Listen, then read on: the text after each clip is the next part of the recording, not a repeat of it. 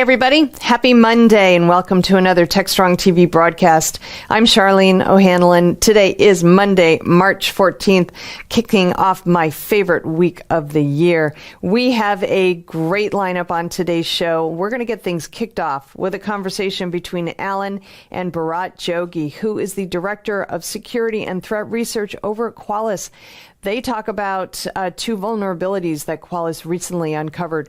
One is a 12-year-old Linux vulnerability in PolicyKit, and another is a very easy-to-exploit vulnerability in Snap, which is a universal application packaging and distribution system developed for Ubuntu. So Bharat and Alan talk about the two vulnerabilities, how Qualys uncovered them, and what folks need to do to mitigate the vulnerabilities in their applications and their systems. Open source vulnerabilities, we hear about them all the time, so please check this conversation out so you don't get affected by it. After that, Alan speaks with Ben Siegelman, who is the GM of Lightstep over at ServiceNow, and RJ Janendra, who is the VP and GM for Emerging Business over at ServiceNow. And they talk about a new application that Lightstep has. It is called Lightstep Incident Response. And really what it does is move Lightstep beyond simply observability, actually creating a differentiated portfolio for application development. It's a great new technology, and Ben and RJ talked to Alan about how it's really kind of evolving the Lightstep portfolio over at ServiceNow and how customers are going to benefit from it. Good stuff there. After that, we have the Haunted Hacker podcast. This is a very, very interesting conversation that host Mike Jones has with Colonel Orrin Aton, who is the CEO of Odix. He's also the former head of the IDF Information Security Unit, as well as Yehuda Sunshine, who is the chief evangelist and head of PR over at Odix. They talk about a lot of the world events that are currently happening and how everybody needs to become much more cyber aware than they are. Geopolitics and the implications of governments using cyber attacks as a preemptive means of attack is growing in conversation among a lot of folks in the security space. And so Mike and Colonel Aton and Yehuda Sunshine both talk, all three of them talk about really whether this is a reality, something that we definitely need to be on the lookout more for, or if it's basically bluster. But I have a feeling it is closer to reality than we think, folks. It's a great conversation. As always with the Haunted Hacker, you want to check that one out. After that, we have our Something Old segment. This is from the recent Predict 2022 virtual event. This one features Harpreet Singh, who is the co-founder and co-CEO at Launchable. He has a presentation called Picking the Right Battles to Wage in Your DevOps Transformations. So he takes a look at the DevOps testing and AI landscape to see how data, machine learning, and test automation can help teams in 2022. Obviously, there's going to be some COVID and that impact on people and remote work. So that's going to be a big part of his presentation as well. And it all kind of folds together in one nice little ball. Testing AI and DevOps. It's good stuff there. It's a great presentation, too, so you definitely want to check it out. After that, I'm back with the news headlines, and then I have a great conversation with Karen Wurstel, who is the senior cybersecurity strategist over at VMware, and we talk about smart cities, and specifically smart city cybersecurity, why security is not being baked into smart city infrastructure technology from the beginning, what the major vulnerabilities are, and how we can go forward from here. We were talking about smart cities, I would say as far back about 10 years ago, about how smart technology is going to really revolutionize infrastructure and the way governments and public infrastructures interact with consumers and vice versa. Kind of took a back seat over the last couple of years because of COVID, but now smart cities are becoming a greater part of the conversation again. But I don't think the cybersecurity aspect is kept up. So Karen and I talk about what organizations can do when they are implementing smart city technology to make sure that their cybersecurity is top notch as well. It's a great conversation. After that, I've got the webinar's preview, and then we have the View with Vizard, in which Mike Vizard speaks with Vijoy Pandey, who is the Vice President of Emerging Technologies and Incubation over at Cisco. They discuss why automation has become an absolute IT necessity. I second that thought 100%. It's a great conversation. Vijoy is always fun to have a discussion with, and this is no exception as well. And it's a great, great conversation. And that is today's lineup. It is super good today, and I'm very, very excited to present it to you. And we are going to get things kicked off right after these commercial messages.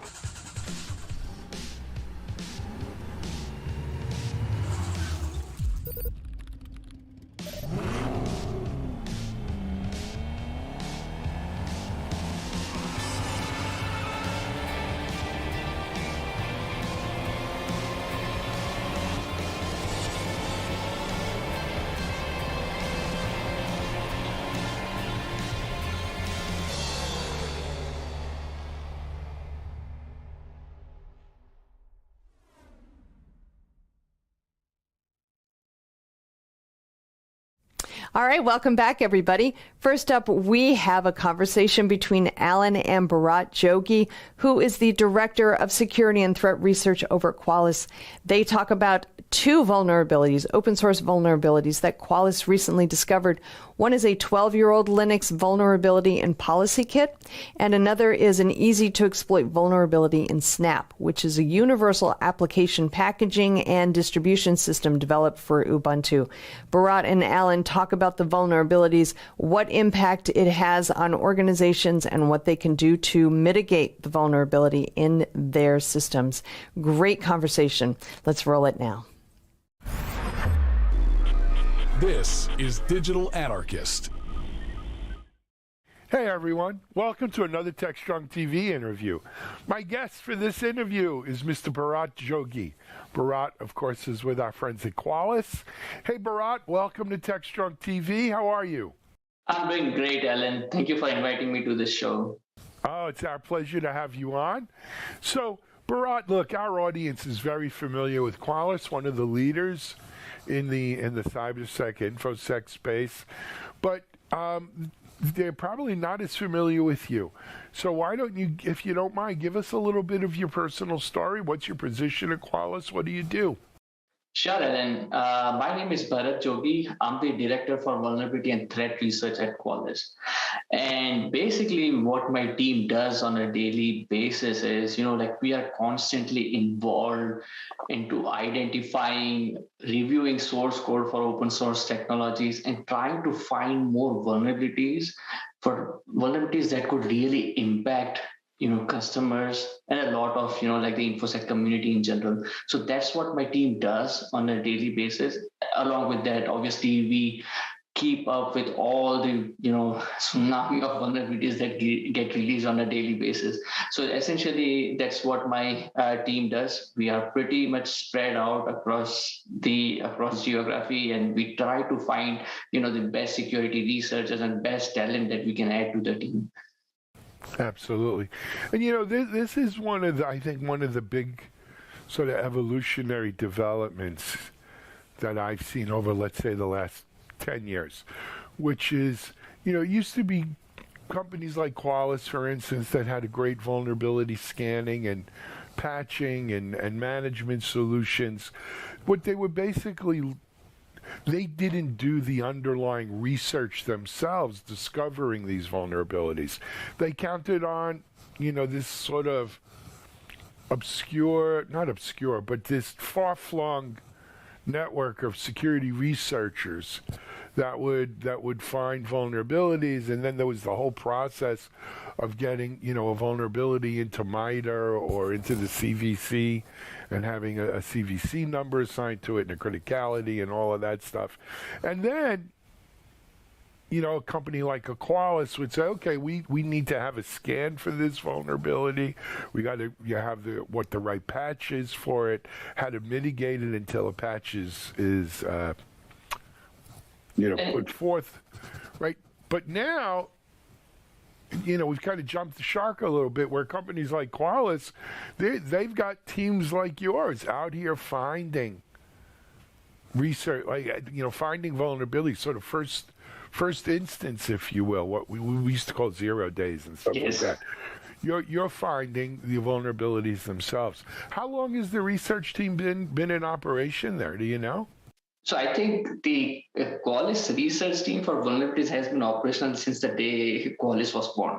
Essentially, that's how Qualys really, came in. There were researchers who were doing vulnerability research, and from there it started to expand and became a product. So I would say the research team, the core research team, has been ever since Qualys was born. And that is what we call it, that research has always been in the Qualys DNA. And I still recall when I joined Qualys back in 2009, we were just a handful of people, trying to do as much as we can. But along the way, I think our mission, our core values was always the same. We always want to find quality vulnerabilities before the bad actors can find it, and basically help our customers and the InfoSec community in general to be ahead of the bad guys. So I recall back in 2009, we were just a handful of people doing that. From there, we have moved. Today, we have a team of almost 45 people doing this on a daily basis. So yeah, it's been a fun journey, and along this way, we picked up as many jewels as we can. I'm very proud that today we have always concentrated on finding quality bugs over quantity, and that is what if you see some of our reports that we publish around security advisories, especially that we publish, like real InfoSec researchers really do appreciate them, because we tend to have this old school style of doing stuff, and we'll have we give as much as detail that is needed, which I think a lot of companies today are not giving that kind of visibility to the researchers, that hey, this is the vulnerability, this is how we found it, and this is our way of giving back to the community. We have certainly learned a lot from the InfoSec community. We obviously review a lot of these findings that other researchers do, and this is our sort of way of giving back to the InfoSec community. Absolutely. And look, on top of all this, you guys are doing great work, right? I mean, there's a lot of threat research out here in the world today, and the Qualys team is doing more, their fair share. Recently, your team has identified at least two that I want to talk about today. Two very significant vulnerabilities, bugs, whatever you want to call them, that have a pretty big effect, pretty widespread effect. I wanted to talk about them a little bit, and in talking about them, Bharat, without giving away company secrets, let's educate the audience about how a research team finds these bugs, right? How did your team come across it, and what what the bugs are, and I think people will be fascinated to know that. Sure. So, and in 2022, we found two critical vulnerabilities. The first disclosure that we did was what we dubbed as PwnKit. Now, this is a vulnerability that affects all Linux distributions in their default configuration. So, and this bug was actually introduced back in 2009. So all these years, last 12, 13 years, this bug was hiding the plain sight, and basically it affected all Linux distributions in their default configuration, and it basically gave an attacker full root privileges on any Linux distribution. So And obviously the attack surface, the threat surface for this vulnerability is extremely huge. And basically, the most important thing to note about this vulnerability was that we were aware at the time when we did the disclosure. We obviously engaged in the responsible disclosure, engaging all the vendors, and so on and so forth. And we were aware that this vulnerability would get exploited very soon. Like, we did not drop any exploits, etc., but we were aware. And as soon as we did the disclosure, within a matter of hours, researchers were able to review that vulnerability and create an exploit for that. So within, I think the first time I saw something on Twitter, somebody posting about it, was within like 3 hours.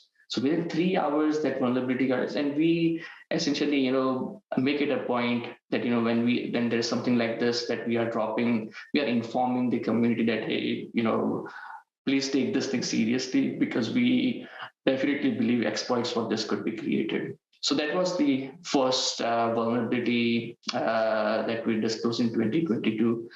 The second one that we disclosed was in February. We named it "Oh Snap, More Lemmings," and that was again a privilege escalation vulnerability, giving attackers a full root privilege access on a Linux distribution.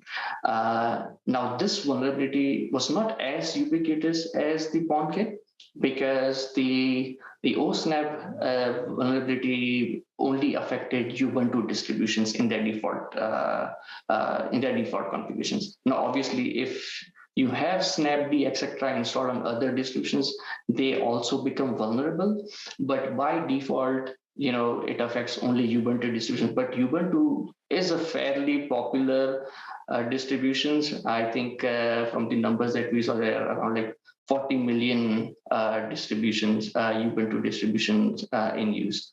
So yeah, overall, very proud of, the vulnerabilities that we disclosed. And, I'm very happy that it was also very well received by the InfoSec community, given that we tend to provide as much as details around the vulnerability. Our advisories are very much detailed, so that, the folks and the InfoSec community and the researchers can also, understand our thought processes and also learn something about, the learnings that we did. Absolutely, and congratulations to the team. Let's look at that a little bit. The first bug, you said it's been around since at least 2009. Yeah.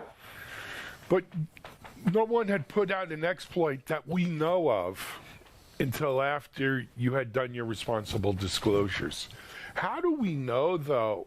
I mean, was there, how do we know there wasn't already an exploit out there? That maybe it's a government agency, maybe it's an enemy or, an adversarial government agency or gang or something, right?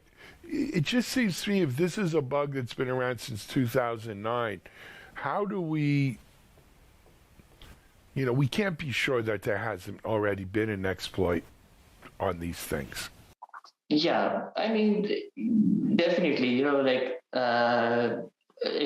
but what happens is, typically in my experience, when something is getting actively exploited, some way or another, this information would surface. Now, obviously, this is not to say that, that we would always get that, but I tend to feel from the experience that I have dealing with this kind of exploits and, this vulnerabilities being breaking out, that if some things are actively being exploited, some way or another, we live in this hyper-connected world. We have various logs, etc., and, that are being monitored, etc. So if an exploit is being actively exploited and it's being used in large at campaigns at a large scale, people would tend to somehow this information would surface, and people would get their eyes to it. This is not to say that none of there would obviously be exploits that happening very covertly in and they have not surfaced. But I like to believe, given the world that we live in, that if there is active, if at least if the exploits are being leveraged in a wide scale attack, they would surface sooner, if not later. Right. You would hope, and you think, right? And that's what we can hope for, yeah. Right. So look, it's only March, whatever it is, March 1st, March 2nd. It's a busy year already. I mean, certainly finding one major vulnerability a month. I hope it's not that bad a year for us, right? But let's talk about, how does a team, even what'd you say, there's about 40 people on the team now? Yes. 45. How, a team of 45 people, how do you find these vulnerabilities? Because we're looking for vulnerabilities where there is no exploit that we know of necessarily, right? Yes. So it's not like we could observe someone, an incident and say, oh, this is how they got in, right? We're looking for, truly 0 days, ones where people don't know of. How do you find them? So we like most of the vulnerabilities that we have found has been through thorough source code audit. It's I would say a slow process, but it is a short way of finding very quality bugs.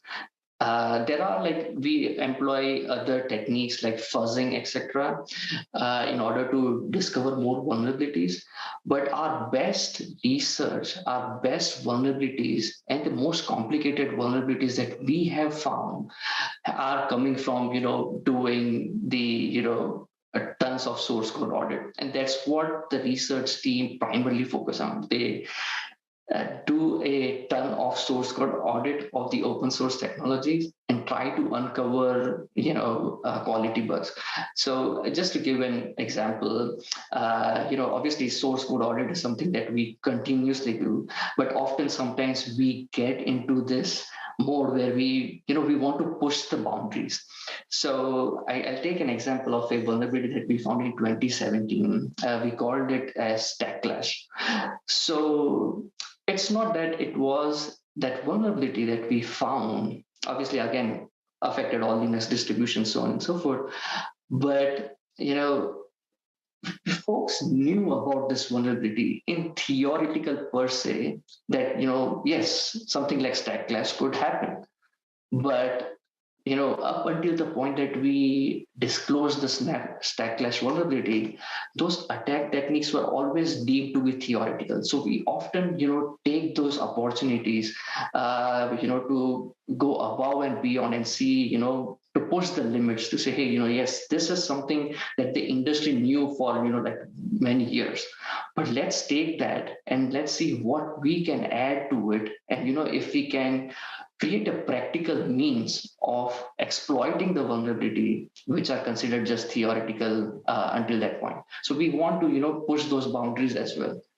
That's the same thing that happened with, the OSNAP vulnerability. Like Snap is something which we were aware has a very defensive style of coding. It uses all the different, latest exploit thwarting technologies, so that even if you can find the vulnerability, you will be able to exploit it. But our researchers basically decided to still push the boundaries, and we were able to successfully exploit vulnerabilities in Snap. Very good. Parat, so I'm going to imagine Qualys customers are probably getting sort of a threat research feed from the Qualys team, keeping them up to date on the latest research that you guys are doing. But for the general public, maybe, who are not yet a Qualys customer, but wants to kind of check in on Qualys research, How would they go about it? Is there a web page or a section of the Qualys site that is open to not just, paying Qualys customers, but to the public at large? Yeah. So what we have a page called as research.qualys.com, and we essentially put all our research material there. Whatever vulnerabilities that we found, how we found it to some extent. Also, after a reasonable time of disclosure of the vulnerability, we also create exploit code for them, for the vulnerabilities that we have. So we publish that. So we tend to do as much as, as I mentioned earlier, the goal of a research is not just so that it is integrated into the product, but this is our way of giving back to, all the learnings that we have found from the InfoSec community. So this is our way of, giving it back to the InfoSec community. So this, for the research.qualys.com, you'll see all the research that Qualys has done. Also on blogs.qualys.com, we provide a ton of information of how you might be aware of the recent CISA guidance on with the Russia and Ukraine crisis. So we provide a lot of material around those on blogs.qualys.com. Also, what we do on a monthly basis, I, along with some of our senior product management from people from product management teams, we do a monthly review on vulnerabilities and patches, where we basically discuss all the top vulnerabilities that were disclosed and what customers can essentially do to take remediation actions for them. So we do tend to engage in a lot of this outreach and sharing as much information as we have with the community. Got it. Good stuff. Bharat, I told you this was going to be 15 minutes. We're over 20. I apologize. But you know what? I wanted people to get a flavor. I mean, we all see this researcher, that researcher found the bug, blah, blah. I don't know, for people who aren't necessarily in this end of the business, if they really understand what a threat research team is about, what they do day to day, how do they find these bugs, and what do they do once they do. So thanks for coming on and enlightening us. Sure, Alan. It Keep was a up the pleasure great being work. here. I got to be honest with you. I hope you don't continue finding a major bug every month, right? Let's hope things are tightening up. But, stay on the job. Keep doing what you're doing. Thanks a lot, Alan. Thanks a lot for inviting me to this show. My pleasure. Bharat Jogi, Qualys Threat Research Team here on TechstrongTV. We're going to take a break. We'll be right back with another guest.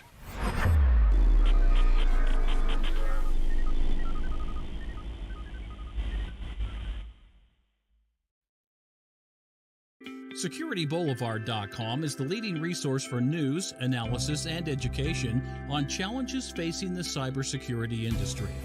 SecurityBoulevard.com covers all aspects of cybersecurity, including data security, DevSecOps, cloud security, application security, network security, security threats, and more. SecurityBoulevard.com has the largest selection of security content, featuring breaking news, blog posts, podcasts, and more. Visit www.securityboulevard.com to learn more. SecurityBoulevard.com, home of Security Bloggers Network. All right, we are back. Next up, Alan is speaking with Ben Siegelman, who is the general manager of Lightstep over at ServiceNow, and RJ Janendra, who's the vice president and general manager for emerging business over at ServiceNow. They talk about a brand new offering for Lightstep. It's called Lightstep Incident Response, which takes Lightstep beyond simply observability to actually be a differentiated portfolio for application development in general. It's a great new technology, and it's a great conversation. So let's roll it now. This is Digital Anarchist. Hey everyone, welcome to TechstrongTV segment today. We've got some breaking news I want to bring to you, and I'm really happy to be joined by two gentlemen who are going to tell you the news. I've had the pleasure of having them on before. They're two really bright guys from ServiceNow. Let me introduce you to Ben Siegelman and RJ Jahindra from ServiceNow. RJ, I think I left out an N somewhere in that second or third syllable, but we'll let you correct it. I'm going to ask you to go first. RJ, introduce yourself to the audience. Hey, Alan, good to see you again. And you got it right. RJ Janendra. I'm a VP and GM at ServiceNow, unlocking product-led growth at the company. It's great to be here. It's good to see you again. And of course, RJ, you're general manager, but the portfolio you are GM with includes observability. I believe it includes value stream as well, yeah? So ServiceNow does have offerings for value stream management, which brings together a number of different product lines. Our IT business management, which we recently rebranded as Service Portfolio Management, SPM. That's one. The second is it also brings in elements from DevOps and ITSM offerings to provide an end-to-end value stream management. But I'm here today to talk about Lightstep Instant Response.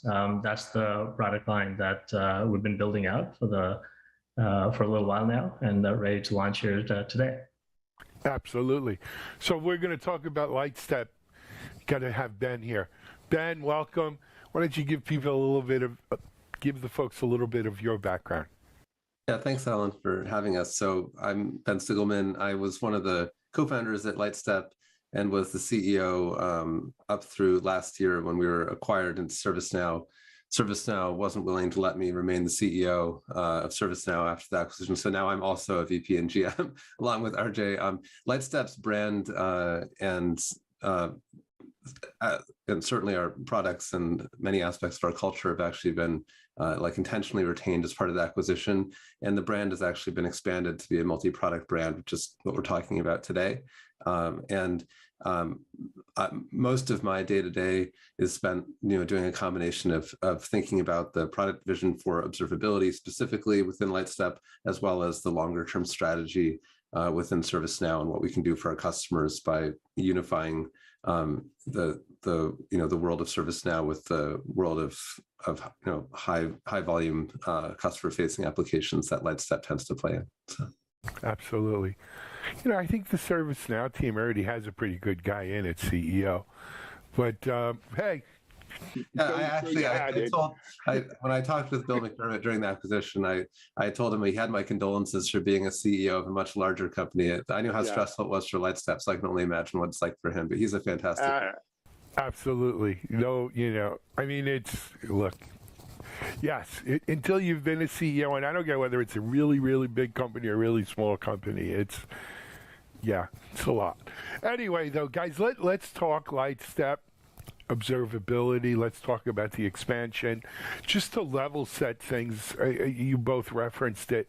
Lightstep was one of the leaders in this observability revolution or wave that we saw overtake the industry, let's say in the last 3-4 years. Certainly, it really caught fire. Lightstep, Ben and your two co-founders, I believe, all came from Google and really in many ways helped initiate the whole observability revolution there. And then, leveraging open source and working with open source, open telemetry, etc. Really built quite a community and following.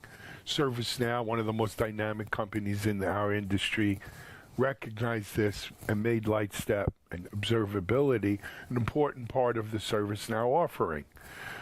But from what I'm hearing and reading between the lines is, why stop there, right? There's more. There's more that the marriage of ServiceNow's know-how, market intelligence and just, skill set, and the Lightstep platform can do more, and today marks a significant expansion of that. So you're both GMs. Who wants to go first to talk about what this new expansion is?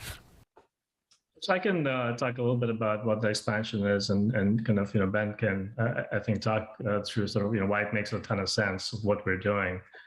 So the thing that we see that's happening in the market is just, the amount of investment going into sort of, what's been called digital transformation. It's just increasing significantly. And I think by some accounts, IDC forecasts, it's like going to be something like north of $10 trillion cumulative by 2025. And so, what Mark Andreessen said a long time ago, I think it has come to pass, which is every company is a software company. And increasingly, with the adoption of cloud, organizations are prioritizing cloud operations, and software development teams, they build and they run these millions of new customer-facing, revenue-generating applications and services. And so from that perspective, the SREs and developers who really are responsible for keeping applications reliable and resilient, and they really start impacting the business outcome. And so, that's where if you have incidents then that occur, like maybe it's a bug or some sort of an outage or kind of poor performance, it has a major impact on revenue, on customer loyalty, on the brand perception.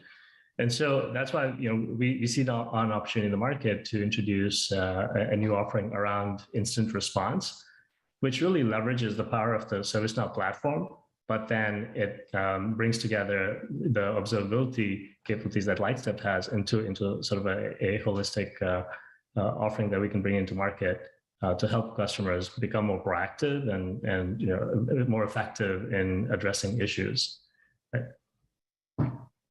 Ben, do you want to add to that in terms of kind of your perspective from an observability side? Yeah, for sure. And I think the way I'd explain it is so observability, Alan, I would agree with what you said. It's a wave, but it's a very confusing, like diffuse, like it's a body of water right now that can be hard to kind of wrap your head around. And you frankly have a lot of what I would call legacy observability companies trying to take what they have and call it observability because that's easier than reforming it. So it might be helpful to suspend just one very quick 30-second snippet talking about what observability actually is architecturally. You have some layer at the bottom of integrations and data acquisition. You mentioned OpenTelemetry earlier. The Lightstep Instant Response product that we're announcing today also has like an integration ecosystem built around it, but you have sort of the acquisition of data. You have some kind of data platform where you store that, which I'm not going to talk about in detail right now, but I think is an interesting topic, slightly far afield. And then you have workflow built on top of that, and that's where the actual value is delivered. A lot of the conversation around observability today is that you have a silo for your metric system, a silo for your logging system, maybe you tack on some kind of tracing or APM system, and then you integrate them in the browser.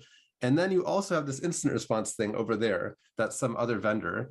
And it does not make any sense. Like when we talk with our customers, the three things they are prioritizing are, overall performance, velocity, and actually most importantly, incident response and time to resolution. It's like the most important thing for observability. And then you have not just a separate tab, but like a separate product to do incident management, incident response, which is not sensible from a workflow standpoint. So for the brand, this is a very like obvious and natural thing to have incident response and observability integrated into a single experience. I mean, especially incident response where seconds matter, and a context switch like that is very expensive. So anyway, that's why this makes a ton of sense to us.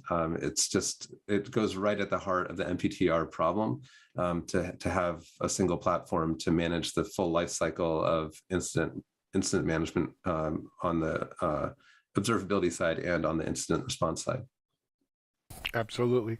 And Ben, to your point, well, first of all, I think, you call them legacy observability vendors. Really, they're they're APM, application performance management vendors, or, who or infrastructure monitoring vendors, more to the right, or infrastructure. I mean, it's not the jump the everyone loves a good name. Right. Company I had started, we had come out with a product that Gartner later named the category NAC, Network Access Control. We had some stupid name for it before, but Gartner, did that. And all of a sudden, out of the woodwork, all these people who were doing totally different things started calling what they do NAC. Very similar thing happened with observability, right? Anyone who was doing monitoring, all of a sudden was observability. But I think also to your point was that observability got siloed into just observing. Almost by definition, observability is not actionable,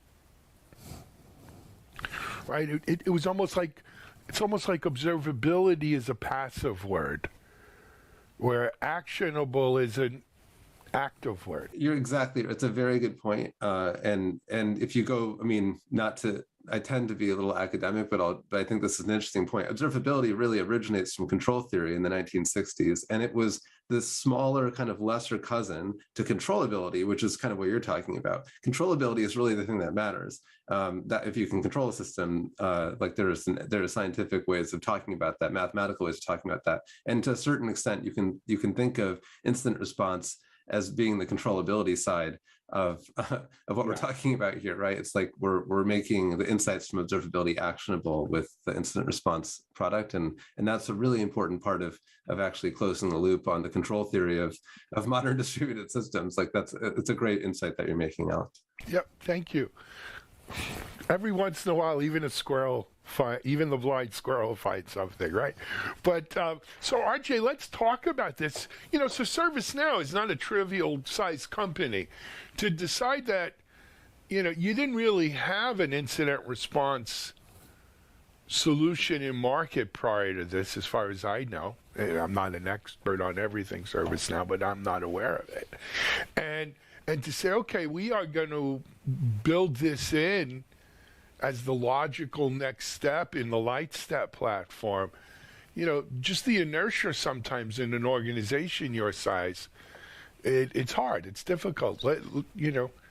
Let's hear kind of, from your point of view, what it took to make that happen, turn that ship. Yeah, so Alan, we actually do have capabilities in the ServiceNow platform through our IT service management and IT operation management products around things like, we have core technology around event correlation, being able to take large scale number of events from the observability tools, bring them in and understand what those events mean. And we also do have functionality in ITSM around notifying the right person. But really, the ServiceNow technology, we have great adoption with IT organizations, right? And a large number of customers. But what we're seeing really is, as our customers are going through this digital transformation, they're sort of reorganizing, and the product teams that are out there are the ones that are starting to adopt these technologies around observability.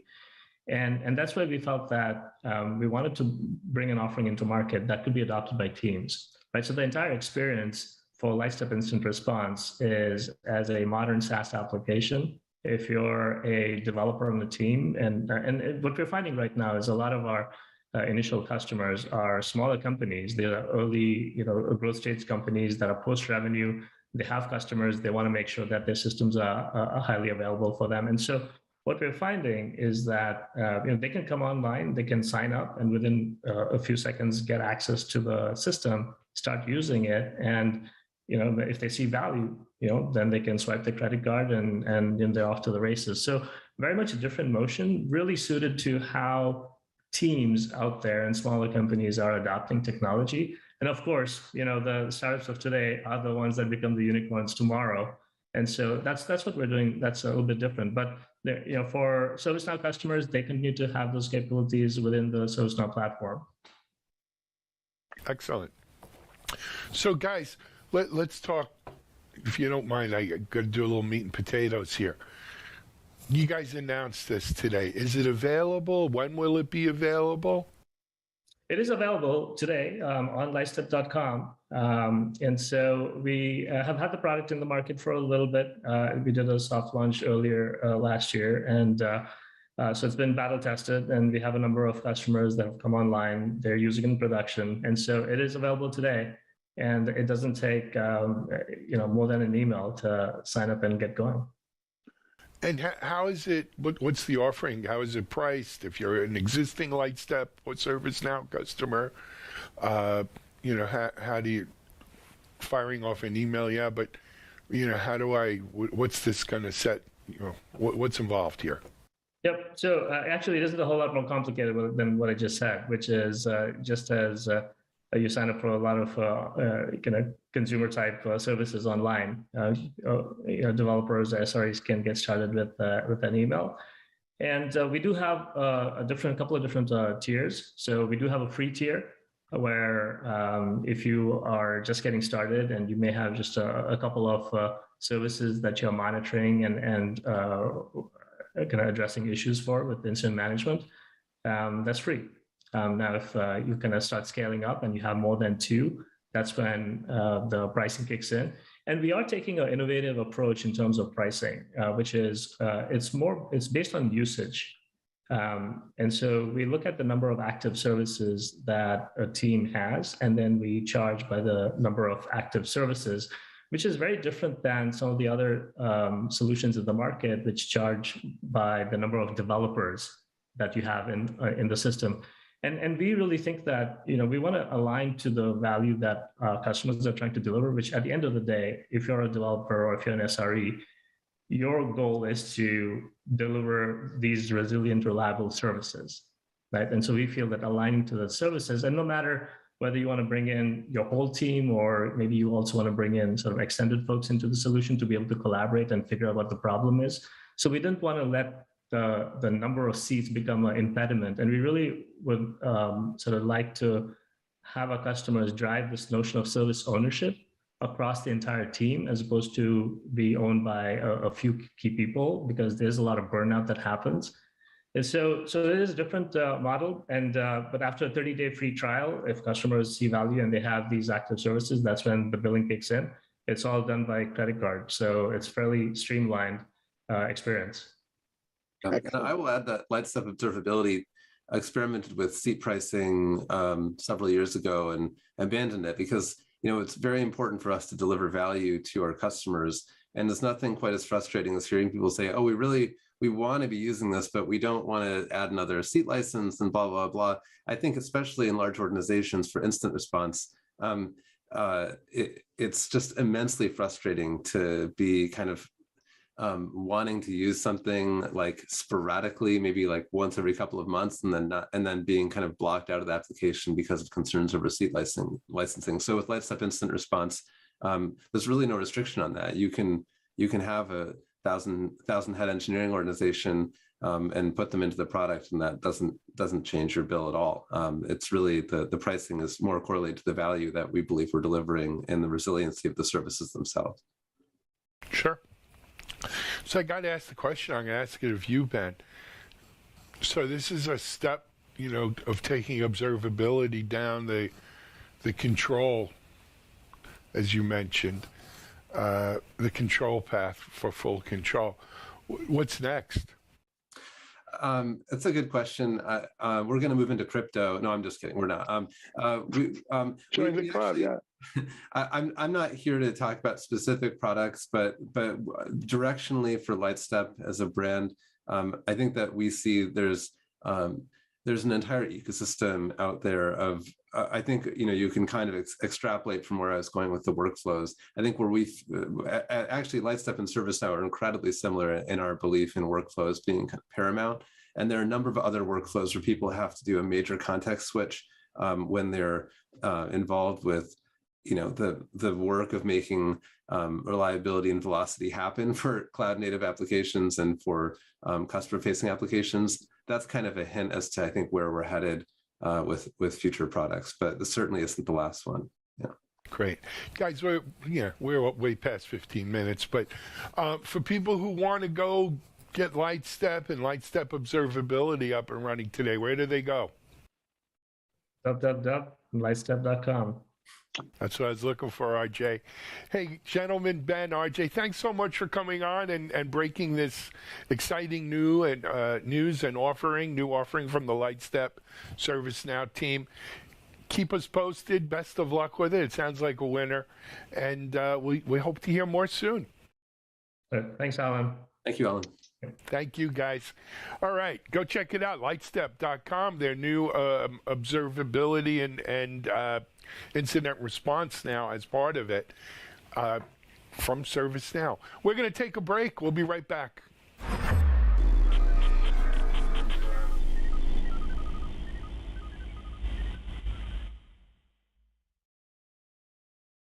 ContainerJournal.com is the leading online destination for centralized computing-related content.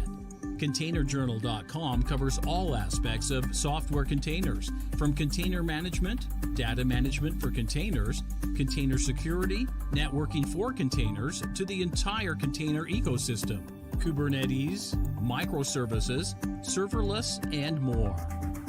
ContainerJournal.com has the largest selection of container-related news, featuring breaking news, blog posts, podcasts, and more. Visit www.containerjournal.com to learn more. All right, we're back. Next up, we've got the Haunted Hacker podcast. This one, Mike Jones, the host, speaks with Colonel Oren Eitan, who is the CEO of Odix and a former head of the IDF Information Security Unit. He also speaks with Yehuda Sunshine, who's the chief evangelist and head of PR over at Odix. They talk about geopolitics and its implications on cybersecurity and the implications of governments using cyber attacks as a preemptive means of attack. Never before has this been such a relevant topic of conversation. And as always, Mike and his guests hit it out of the park. Very, very important conversation. I do urge you to take a listen. So let's roll it now.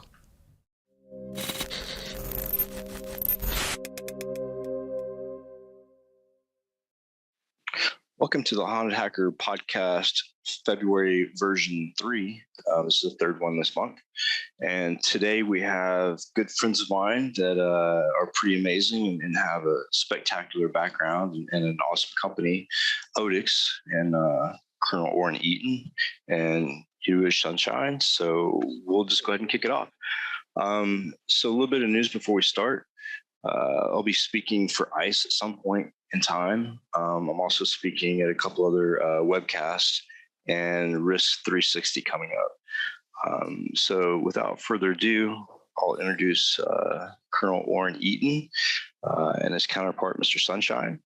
And how are you guys doing today? And thank you for being on the podcast. It's always a pleasure to have you guys on. So, thank you so much for having us.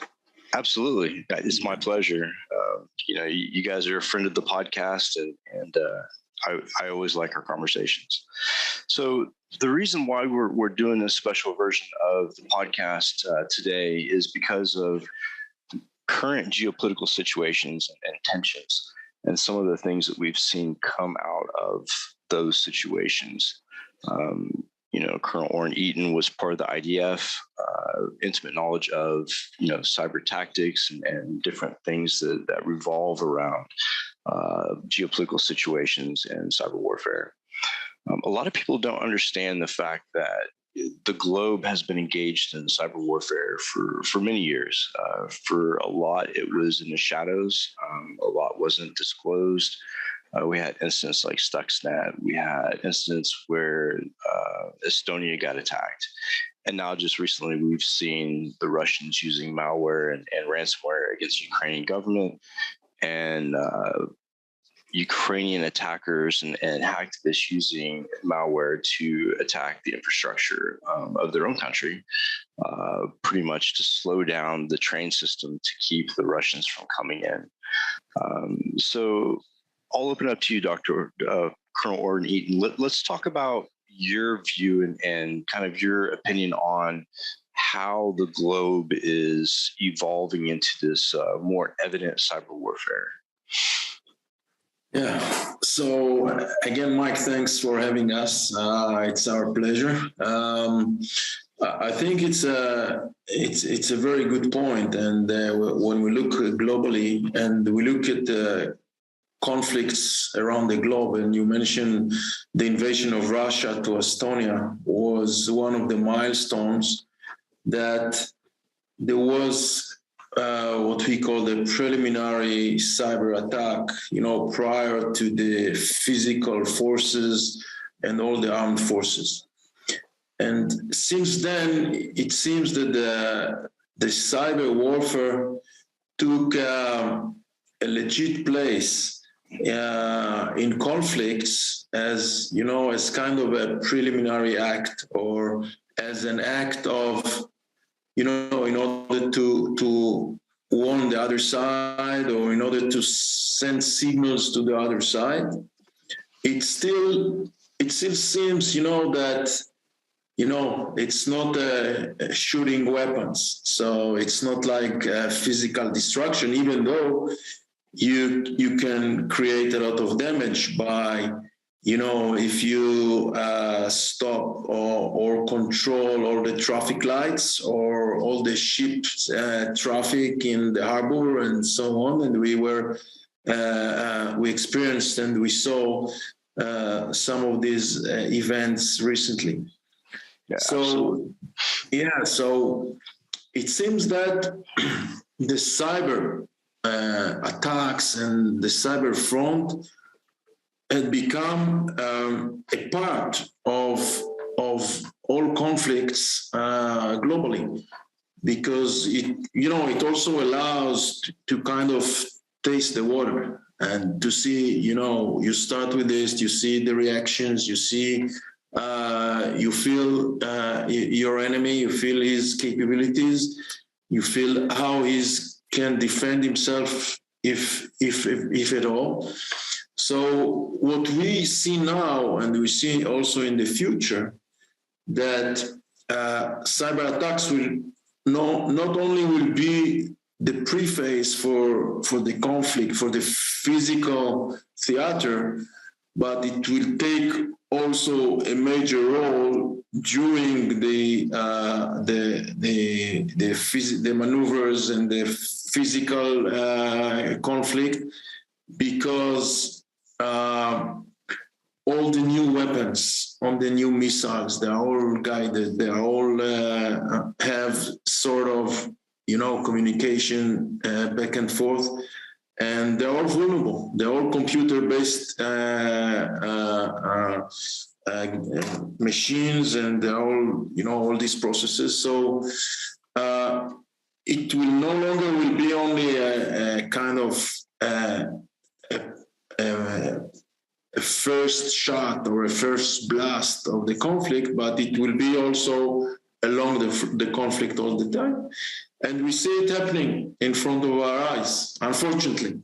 Yeah. I think for years, though, it's kind of been a in the shadows type work. And a lot of people thought that the feedback that I got when I made my predictions for this year, that we're going to see some geopolitical motivated cyber attacks, everybody thought that was doom and gloom, and the fact that that's a doomsday scenario, and it doesn't happen like that. But I think that people are starting to see that it's real. And the reason why I focused on that this year is because being in the military and doing signal intelligence, we had the electronic warfare capability. We had that signal intelligence capability. And it only seemed natural to transition from RF and those types of attacks into a more complete and devastating attack with cyber, because everything is connected now. And another, myth that people believe and they just don't understand is the fact that how could the U.S. be involved in something like that? The U.S. does not do that. And after MK Ultra, how could the U.S. government ever dip their hands in anything? They learned their lesson. Come on. Exactly. So, it's really funny when I talk to people who are waving the flag and very proud of the fact that their country just defends themselves and defends other people, but they don't understand that in order to not be a victim, in order to not be affected devastatingly by those cyber attacks and by those electronic attacks, you have to play the game. You have to not appear weak and vulnerable. So, of course, the U.S. takes part in those activities. And, we're not innocent. We don't have white gloves. We have to participate in order to defend ourselves as well as our assets and interest overseas, just with any country. So it's a global affair. And I think people are starting to see that, hopefully. You guys have a malware-free file system, right? And the Russians are starting to use ransomware as a weapon. We've heard of it as ransomware as a service, but now we're seeing it used in nation-state attacks. But what are your thoughts on that, and where do you see that going? I personally think that nation states attacking hospitals and critical infrastructure with ransomware is just as strategic as a military strike. And as Oren was saying, that it's in some way a preliminary element today. Within the past year and a half, the Iranians attacked the Israeli water supply with a cyber attack. I would say that's beyond a preliminary attack. That's a full-fledged intervention. So I think that it's on those lines, and I think that we have to perceive it in that way. It's no longer possible for it to be on the back burner. It's fully fledged, and because it's integrating with such vital elements that hit not only diverse populations, but when I think about municipalities, I wrote an ebook on municipal cyber risk. They have so many constraints that prevent them from being able to implement an effective strategy against this. And at the same point, they're holding so much valuable data for people's, critical. It's crazy. So I think that having this diverse option to just rain devastation, it doesn't have to be on a level military to military to be able to cause a real major impact. Think about the Colonial Pipeline. If we stop the energy supply, it's going to cause a panic. It's going to increase prices outside of what the reality is. Are we really in a shortage? No. But you can see how over a really short period of time, it's making all these KPIs go completely berserk. Absolutely. And I think we should make the distinction between, ransomware as a service. In this case, let's say everyone that have very basic skills can get the ransomware as a service, can run it, can operate it, and get some gain out of it and make some benefits for. But when you're talking about ransomware as a weapon, then you're talking on a different level, on a state level, on an intelligence entities level. And in this case, we're on a different page.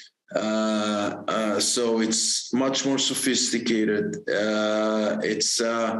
You need to have also kind of unique tools and technologies in order to protect yourself and be kind of one step ahead of this, let's say, state hackers that may, penetrate into your network.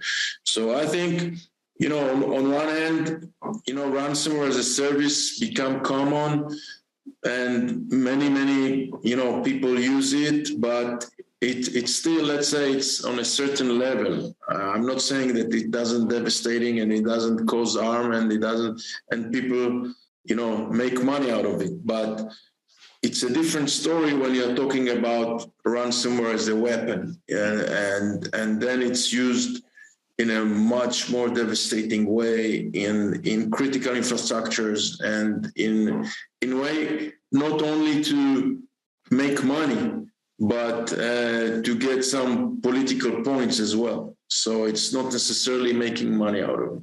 Absolutely. And when you look at Obama, when he was in office, he made the comment that an attack on the infrastructure is an act of war. But yet we've still not seen any kind of motivation or I guess move towards really considering that and really putting that into effect from the U.S. side, which I think if we don't do something soon, if we don't react to those infrastructure attacks, and if we don't actually follow through, then we're going to make ourselves a huge target. And I think that's unfortunate. But, as we saw Israel dealing with Hamas, I mean, to me, in my mind, that's the correct way to do it.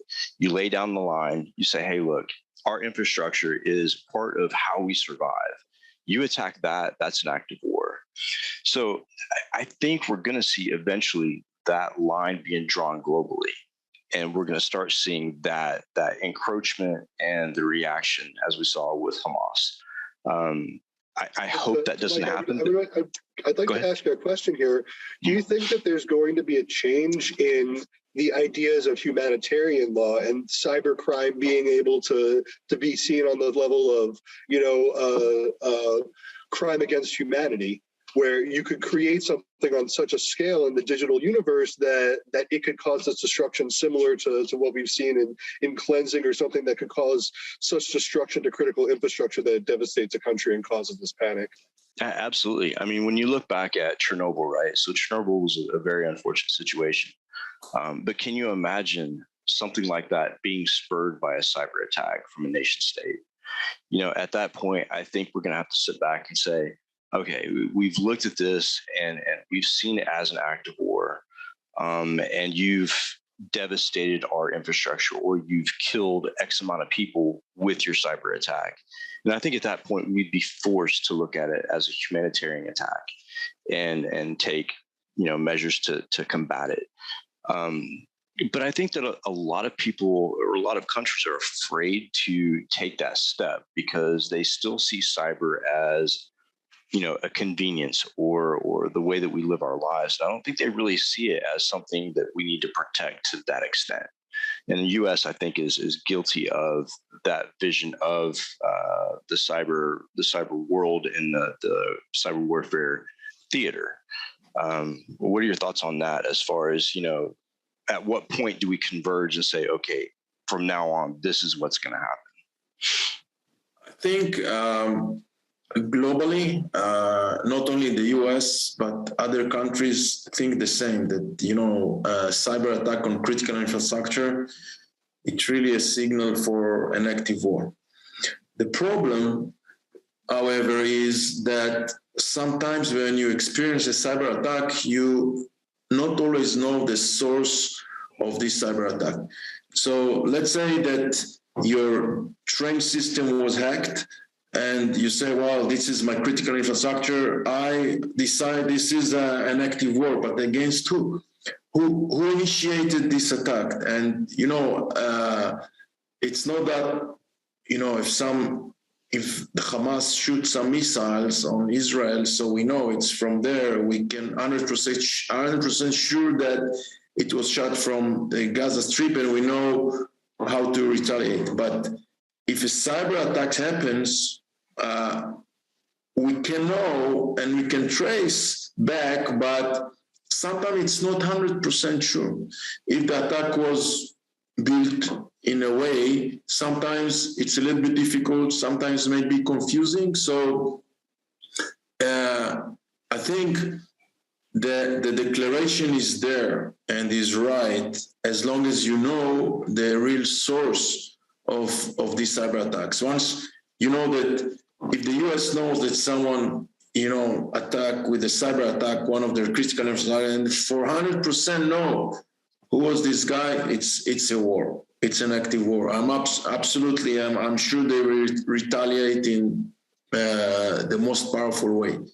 I wonder what the stomach is, though, because we saw that there was an attack on Afghanistan that killed civilians. There was an intention. There was critical loss. I wonder, as people see that cyber threats are growing, if there's going to be more of a stomach to say we need to take occasionally broader strokes to protect ourselves.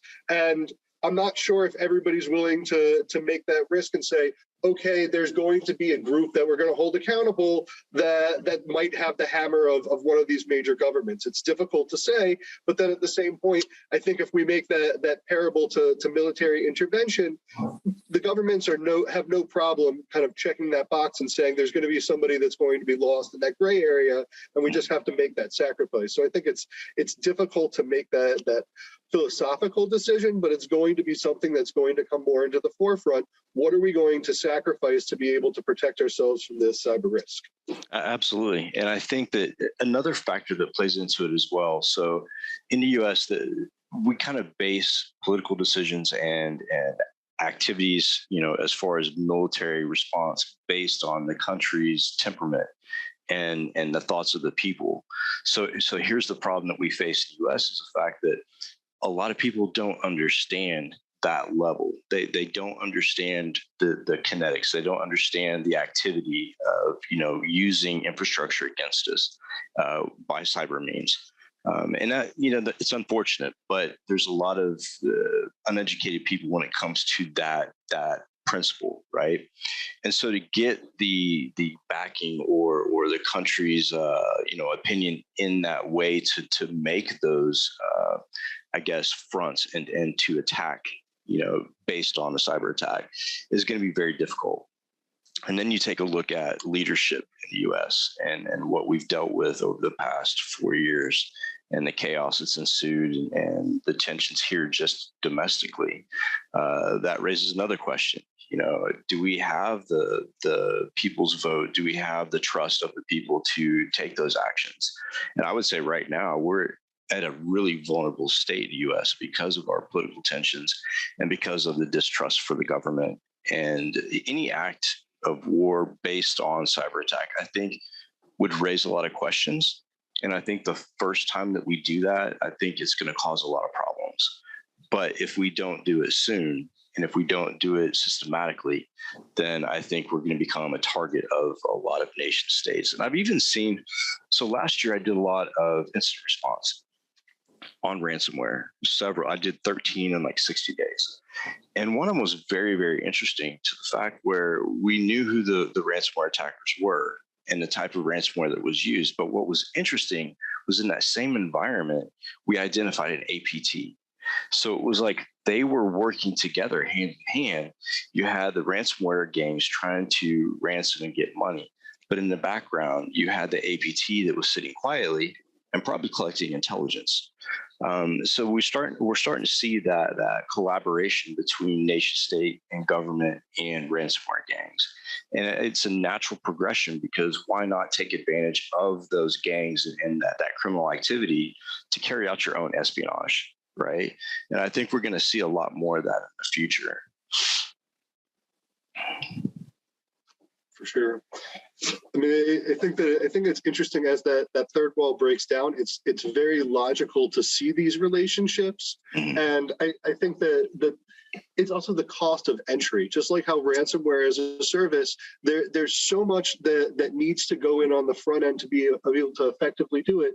Governments who want to be able to come into this game and say, we have the budget. We have this oil revenue that we would like to spend on this political X. It's very easy to approach one of the ransomware gangs and use this as leverage versus creating the domestic capabilities. But I think what some of the larger nation states, especially the United States, are doing is saying we need to create these homegrown capabilities. We need to create the professionals, and we need to create the private enterprise. I see in Israel we get blasted for it, especially recently. But I think that it's because cyber products are being miscategorized.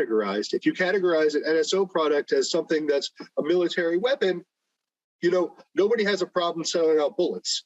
And last time I checked, bullets aren't to make friends. So maybe I'm wrong. I don't know. I'm from Baltimore, so I don't know.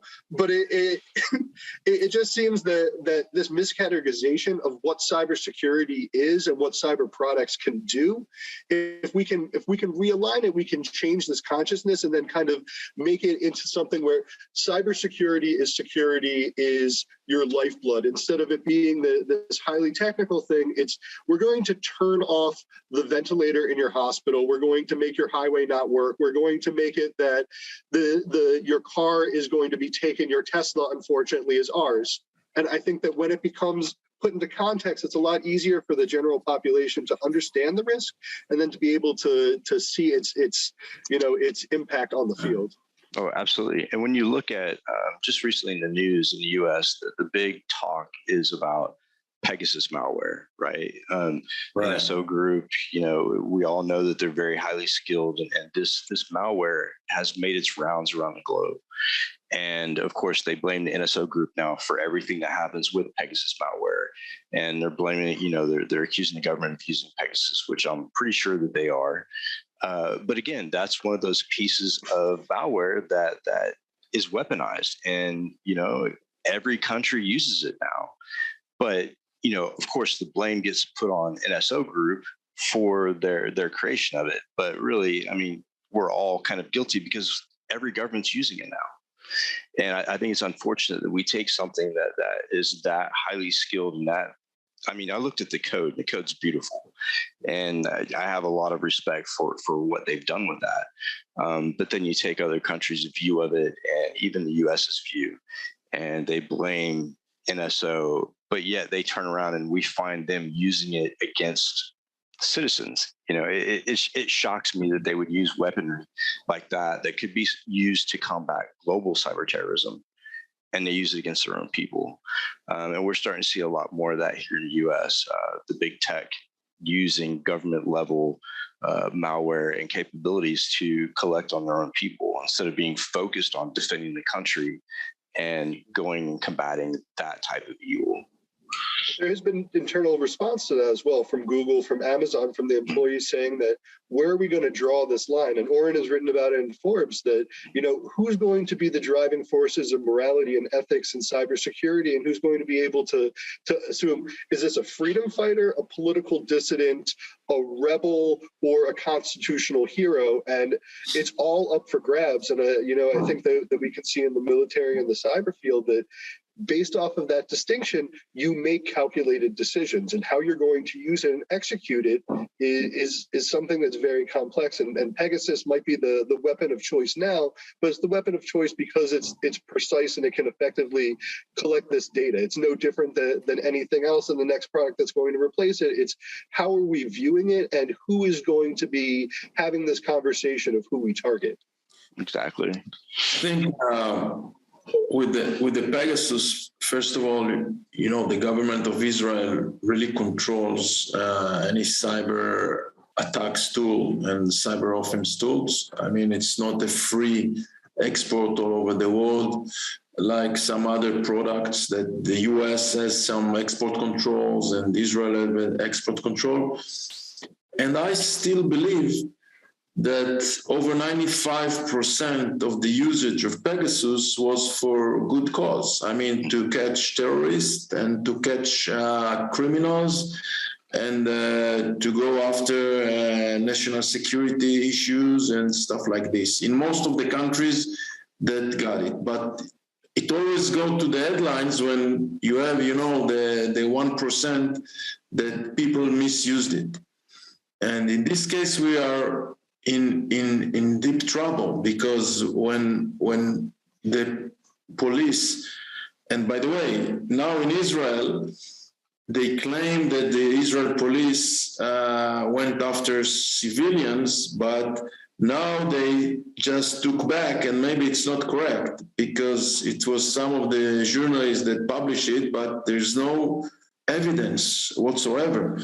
So it may be some noise, you know, just a noisy environment. But anyway, it's a signal. It's a signal that this is weapon.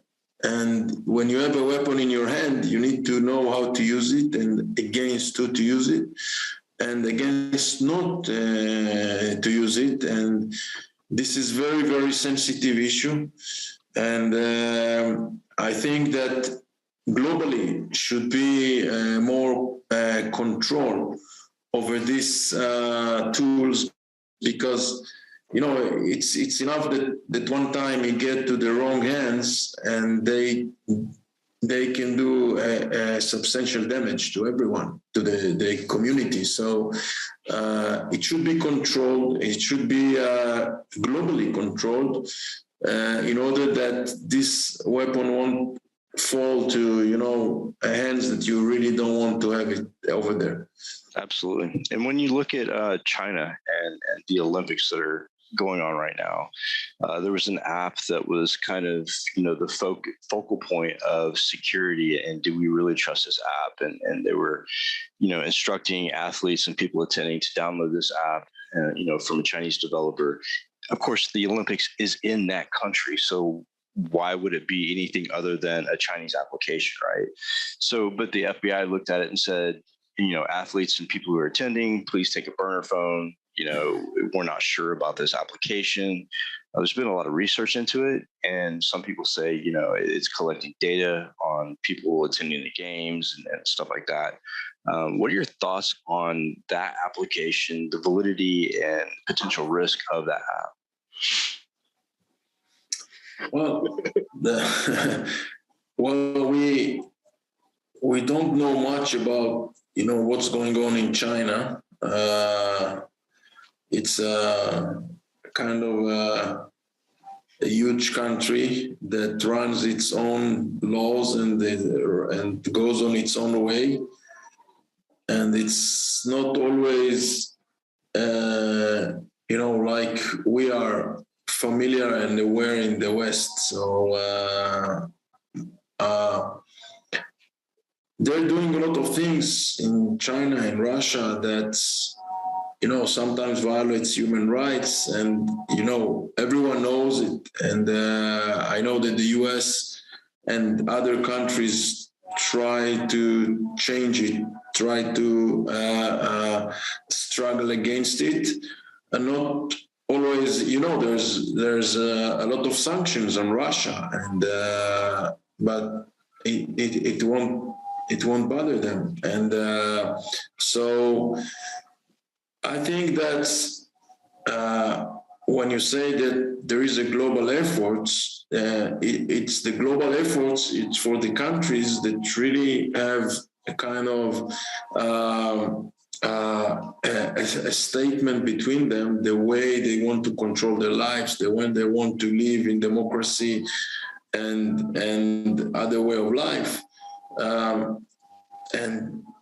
Some countries, maybe also some, other tribes, countries, and so on, they're not really ready to join to this effort, because this is really it's a trust between countries, and you need to build this trust, and it can be broken very easily.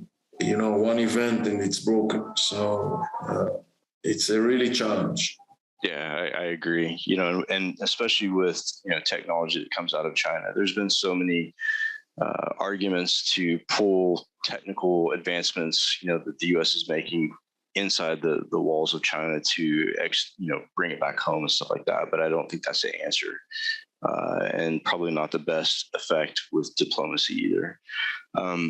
So the U.S. is really looking at Russia right now, and their advancement against Ukraine. And, of course, they have talked about, deploying troops. They've started that idea of pushing people, troops over to that region, but not specifically to the Ukraine. And it's a very, very unstable situation when it comes to diplomacy and protecting different countries. And I think that when we do see, if it happens, if Russia does cross the border into the Ukraine, which, there's intelligence now that is already starting to happen. I think we're going to see an uptick in cyber. I think that, the invasion is also going to bring on a lot of cyber activity. And Russia had plainly stated that if the U.S. intervened in that process, that they would target our critical infrastructure. And to me, that really, sounds an alarm. And it's like, do you really want to cross that line? And it kind of shocked me that they would even make that statement, if they made that statement. It's Russia. Does Russia need to make this statement? It's not like they're going to send over chocolate milk. Like I've heard of them in the past. Yeah, exactly. And people were shocked here, like, oh my God, they're threatening our infrastructure. I'm like, they threaten our infrastructure daily. If you look at all of the red states, as far as like the communist countries, Cuba, for example, has been recently caught in our infrastructure probing around. My theory is these countries have all been in the infrastructure. They've all planted their kill switches. But again, hitting that nuclear cyber button is just like hitting the nuke button in real life, and in the physical world. Because once you hit that button and take down somebody's critical infrastructure to the point where they throw us back to 30 years, I think we're on that precipice of a global world war when it comes to cyber. Mutually assured destruction. I mean, for China, the Chinese economy is so intertwined with America. I have many years in like Chinese policy background before my time at Odix, and it's, as much as you see that threat and that posturing, does it make sense for China to cut off all the manufacturing to the States? Does it make this needs to go to a market, and the Belt and Road has an idea where we're going to export this excess manufacturing and X, Y, and Z, but you need this player to be strong and for the American economy to be strong and to be resilient for you to have this balance and this complementarity. If you see it as this pure offensive foe, it doesn't work. And we see Nixon engaging with China, all this economic collaboration, we can find a way to come over our political divides. Right. We can throw Russia under the boat. We could do whatever is necessary, but in the end, it's what's going to be most beneficial for our bottom line. And I think that if America was more politically and economically intertwined with Russia, there wouldn't be this tension. You see in Europe, because the gas lines are coming from Russia into mainland Europe, there's a lot more, shadow stepping. How are we going to make a political compromise versus America? I believe they've already bought Alaska. There's not so much on the plate. Where are we going to connect? And you can see how this makes impact across the board. Oh, absolutely, absolutely. And then you look at, just recently, on the same lines of China, you look recently where the North Koreans launched a hypersonic missile and a series of missiles, and then the story came out that their internet connection, egress and ingress, had been pretty much shut down. And then the story evolves into this guy who, was upset about some North Korean hackers that stole some of his data, and he alone shut down their internet connection. And that came out of the U.S. And I was sitting there thinking, I did a poll on LinkedIn. I said, who do you think is responsible for the North Korean attack where they shut down the internet to their core? And everybody had their own ideas, it was probably a power failure, somebody probably, messed something up and is misconfiguration. And then there were some people who said, probably US Five Eyes. But then the US came out after that and said, well, it's this one guy. We're not really sure who he is, but he took down the entire North Korean, government internet because he was upset. And I'm not sure if I buy that rhetoric. I don't know if I buy that story. To try and embarrass the North Korea. I mean, it shows more for their political prowess that they don't need to take down the North Koreans. Some jerk with a laptop watching Squid Games can make it work. But I think that we know that, the budgets, they're not spending it on agriculture. They're spending on some basic level of cyber defense that you would need something more substantial than somebody with a gripe. Right, exactly. And that was my thoughts. It was really convenient how the story came out. The man wasn't named, and basically it was one guy sitting at home. It was like a slap in the face to North Korea. If he can do it, anybody can do it. And this is connected to what I said previously about the source of the attack. So assume that the US government would admit that they did it and they actually shut down the internet. It's maybe for the North Korean, it's a cause to start a war. I mean, it's an active war. And maybe they will start launching missiles to the US or whatever. But now when it's in the dawn and nobody knows exactly who was the guy and who stands behind him, and you cannot say 100%. So you leave it in there. So it's left open. Yeah, it's that cat and mouse game that the U.S. has always played, that cloak and dagger espionage, where they hire a group or they hire an individual to carry something out. We've been really effective when it comes to overthrowing governments through coup, and it's not been traced back. The CIA is pretty infamous at doing stuff like that. And also, the leaking of tools that the government uses, like we saw the stuff being leaked, like Weeping Angel and stuff like that, into realms like the shadow brokers and online, dark web brokers for those tools. And when that happened years ago, I thought, it's really convenient that it was leaked into these people's hands and disseminated around the world. It almost seemed like an intentional leak, and they blamed it on a contractor who had gone kind of rogue and then dumped it into the dark web. But I think that, a lot of countries are in that business of throwing those tools out there into specific people because they know who those tools will be used against.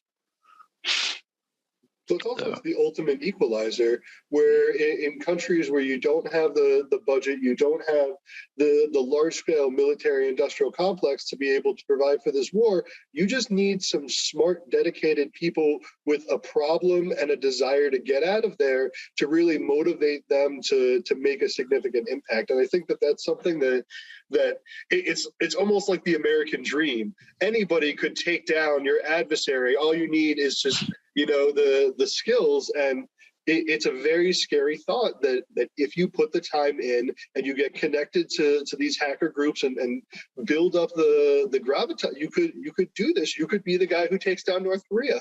Yeah, exactly. And that's a scary thought, because at that point, everything that we've talked about as far as critical infrastructure and hitting hospitals and killing mass numbers of people, that could be in the hands of a group in Nigeria or, even in the US, and we can't control that. And I think that at some point, the world is going to have to sit back and say, look, cybersecurity and cyber threat is a global issue. No longer can we prosecute in specific countries and in specific courts.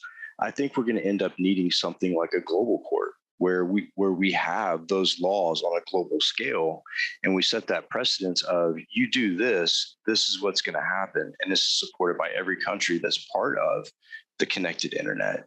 I don't know what it's going to take to get to that point, but as a hacker, for the International Criminal Court, we're talking about prosecuting people for war crimes. And I spent a bunch of time in The Hague, and not only is the court very flawed intrinsically, but trying to get jurisdiction and trying to get America, Russia, China to join it is almost impossible. So to think of that we're going to integrate something like, the red alerts from the international police, and then somebody's going to hold it accountable, because what we keep on saying is these groups keep on going back and forth from where are they valuable in the legal sphere for the government versus when are they a rogue player. And I think that that's what's really tricky, that you can't say that they're on one side of the law, because until we can know what a terrorist is, what a freedom fighter is, what's the future leader of this country versus somebody who's a digital tyrant, it's very, very difficult to lay down the law. Yeah, and it's really convenient too, the way that we have the cyber law constructed in countries that prosecute and those that don't. And it's funny because as a hacker, we will choose where we launch our attacks from based on those laws. If I know that I can get away with an attack on North Korea from the US, that's where I'm going to commit that crime. If I want to attack the US, of course I'm going to go to a Russian network, because you have that protection. And I think the attackers are getting smarter when it comes to launching those specific attacks against countries. They're looking at the laws, they're studying the law and the prosecution and the precedents that's been set in those countries. And they're getting smarter about it. And I think that's a real problem as well. So, yeah, I think it's fascinating when you see, I think that there's this idea of hackers wearing sweatshirts in basements, and not this perception that they're very, very intelligent. If you're looking up the law and trying to mitigate your criminal accountability, or you're taking this deeper philosophical approach and you're working with nation states, and it's very, very complex. And I think that we need to change our idea of who these people are, what their ambitions are, what they're looking for, and what's the long game. It's not just this financial motivation and the background that can lead people into illicit cybercrime is very, very nuanced and not so different than, the military cyber hero who's going to be guiding our defense. Yeah, and you look at the Orange Man from the U.S. that was president for a while, and during the debates, he identified and described hackers as 400 pounds in their mom's basement, sitting behind a computer. And that is so inaccurate. I think the media and government, portrays the hackers as, these guys who have no life and whatnot. Well, he's not more than 350 pounds, for instance. So I think that it's not a fair judgment. Myself, right. I'm 365, but we still have to be fair. Right. Exactly. Yeah, exactly. Yeah. And when I heard that, I was sitting in a hotel room. I was actually doing a pen test on site for a company. And I was watching the debates. When he said that, I thought, minimizing the idea and the identity of these skilled people is probably the biggest mistake you can make, because then the people hear that and they take that in and they're like, oh, we're not worried about hackers because there's some kid, in somebody's basement that's trying to cause trouble. And I think on the global stage, that identity and that persona does not resonate at all. Most skilled hackers are business people. They're PhDs. They have some sort of super intelligence when it comes to diagnosing and looking at the world as a whole.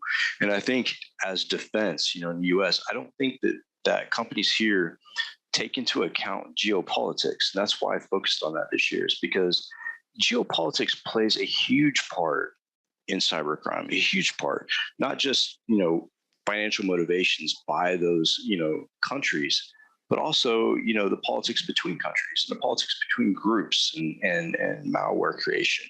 Geopolitics plays a part in everything that we do in cyber, but nobody really pays attention to looking at that political tension, analyzing it, and learning the actors and trying to find ways to mitigate based on the information intelligence you get from that. So hopefully the world can change in that aspect and really realize that geopolitics drives a lot of what we see in every industry, whether it's banking, whether it's defense, or even cybersecurity. Geopolitics is evident, and it's the foundation of everything we do. So tell me about Odix and what Odix is doing now. And, it's been close to about 7 or 8 months since I spoke to you guys. A lot's happened, right. I'm sure. So catch me up. Yeah, we are.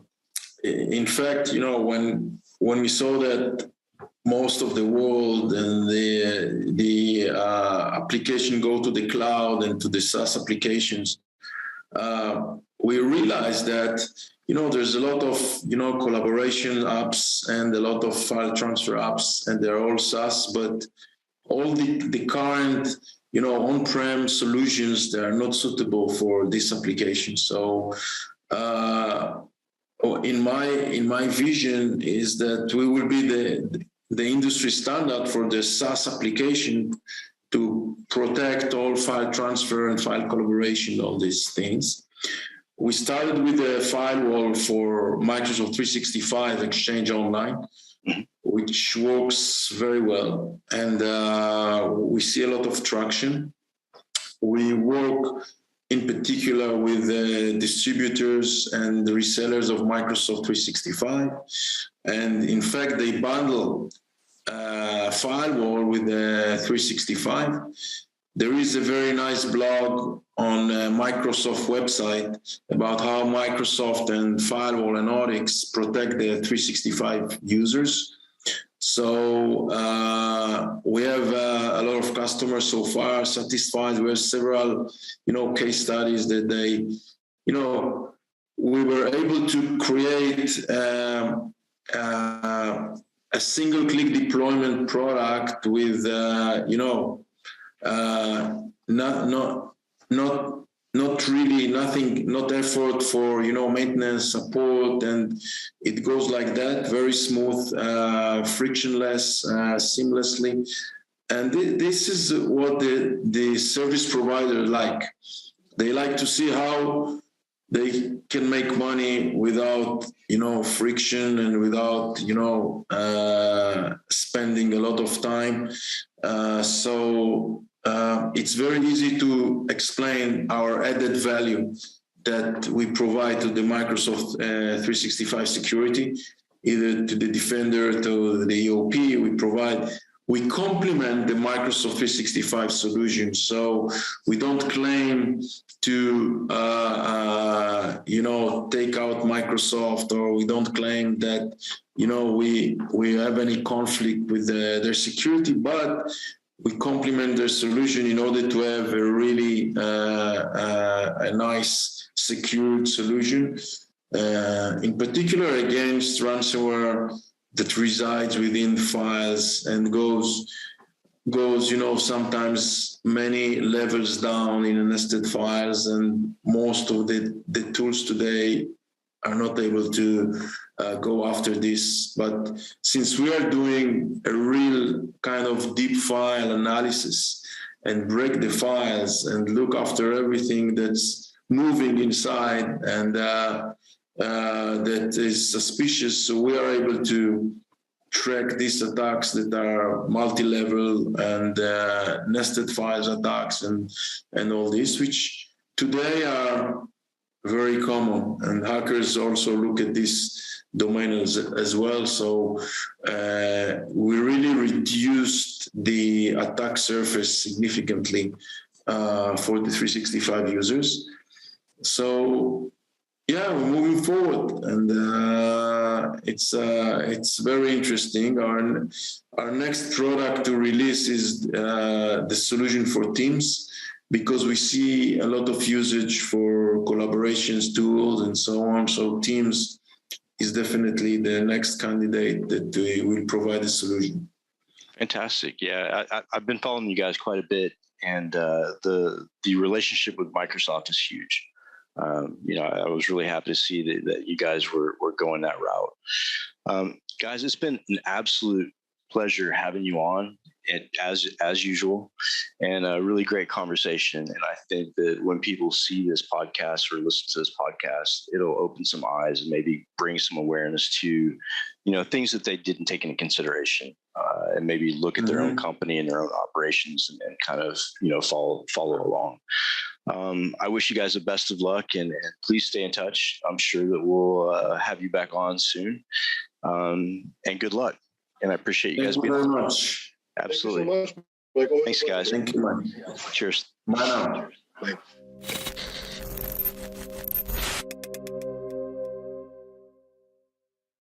CISO Talk, to hear how real-world CISOs are dealing with today's real-world issues.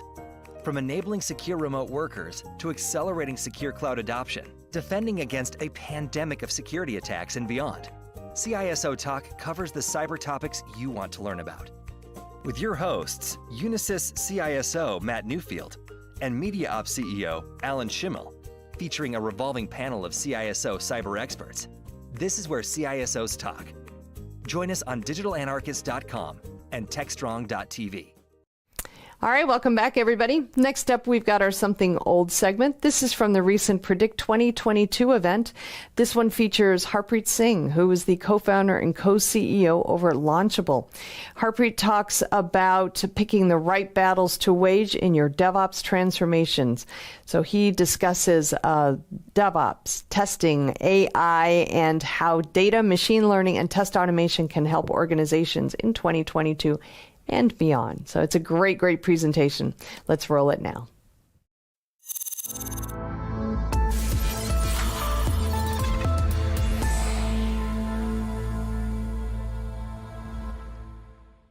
Good afternoon, everybody. So let's get straight into this. Let me introduce you to Ashok. Ashok is the VP of Engineering with a fairly modern software company. It's the last week of the year. It's a cold winter night. Ashok and his team are working in the night to patch a release. This release has had customers churning during the pre-Christmas rush. As you can imagine, there have been few sleepless nights for him and his team.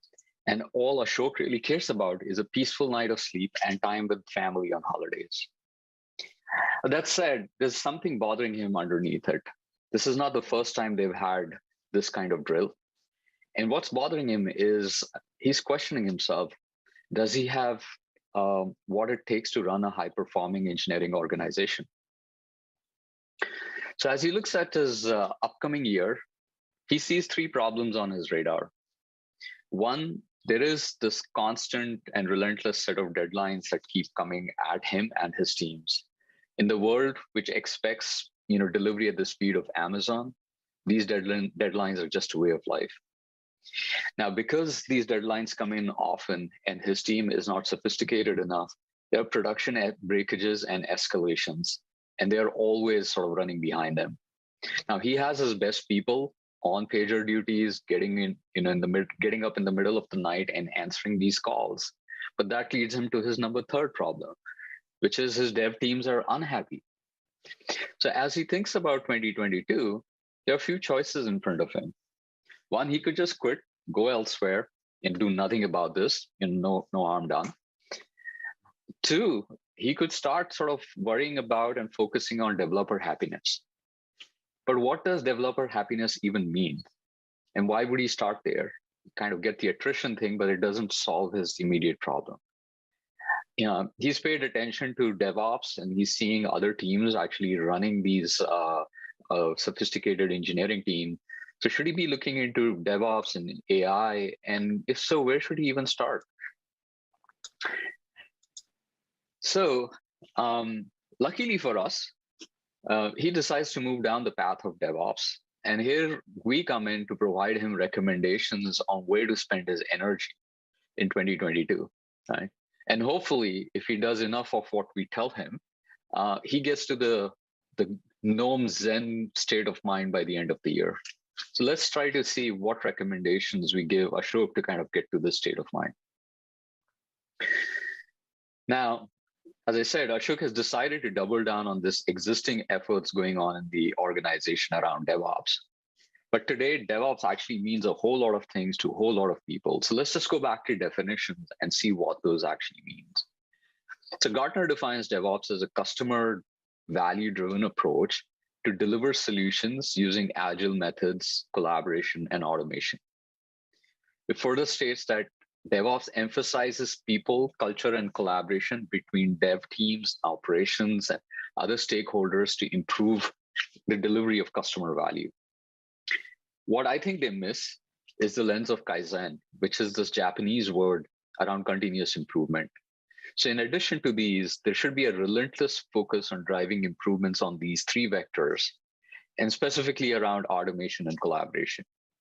There's a lot that's been said in the last decade around Agile, so I'm not going to address that, and I'm going to head towards automation and collaboration in this talk. So if you back this up and look at the highest altitude, what should Ashok be worried about, right? So the thing Ashok should be worried about is to deliver the right value to the customer and deliver it at a superlative quality, right? It's like a chef preparing a dish. There's no point delivering a crappy dish earlier. The customer is not going to like it. There's no point waiting long enough and delivering a fantastic dish when the customer has lost his appetite. Now, this is somewhat counterintuitive, right? In the last few years, there's been this emphasis on pushing changes fast, but what ends up happening is that customers become testers of the solution. I remember the beginning of 2021, there was this incident of this unicorn company that pushed a change that broke all communications for its customers around the first week of January, and half of the world uses their tech. And I was one of them. So again, no point delivering features fast if they stop your customer from doing their work. All right, so if we keep this highest altitude in mind, the number one recommendation for Ashok is to move from a reactive to a proactive mindset, right? Now, too often, teams get addicted to reacting to crisis, jumping from one crisis to the other, right? You have individual contributors or heroes that are called to roll up their sleeve and save the day. Everybody loves this, but this is an addiction. So Ashok needs to break this. Then, to break this cycle, one of the next things you can do is to sort of go in and negotiate and get off the treadmill of relentless deadlines, right? So generally, product management teams are very receptive to engineering taking time delivering features well. and are happy to negotiate. So that's the next recommendation for Ashok, is to go and renegotiate some of these deadlines. Now, assuming that Ashok's done this, he's got some breathing space to drive changes. Then we ask him to actually go in and start thinking about culture, because culture takes an outsized bite in the DevOps transformation efforts. Now, there's a diverse set of opinions on what working in the DevOps way means. In some companies, it implies letting every team do what they want to do and work with any number of tools. And on the other spectrum, you have people who have the desire to clamp down to one platform and one way of doing things. Whatever that is for Ashok's organization, Ashok should get there, right? So essentially find this common platform and find common ways of working. But this cannot be top down, right? This has to be sort of driven in some other ways.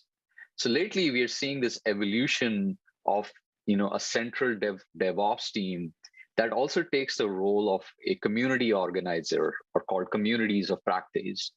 And these enlightened teams take the responsibility of bringing in internal experts, people who are doing things really well, and sometimes external experts, and bring the best practices together and share it, and actually build the tooling to get other teams to work together well.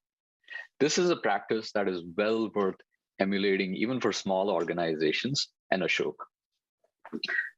Continuing down this path, we ask Ashok to provide a framework which lets his teams do deep work, right?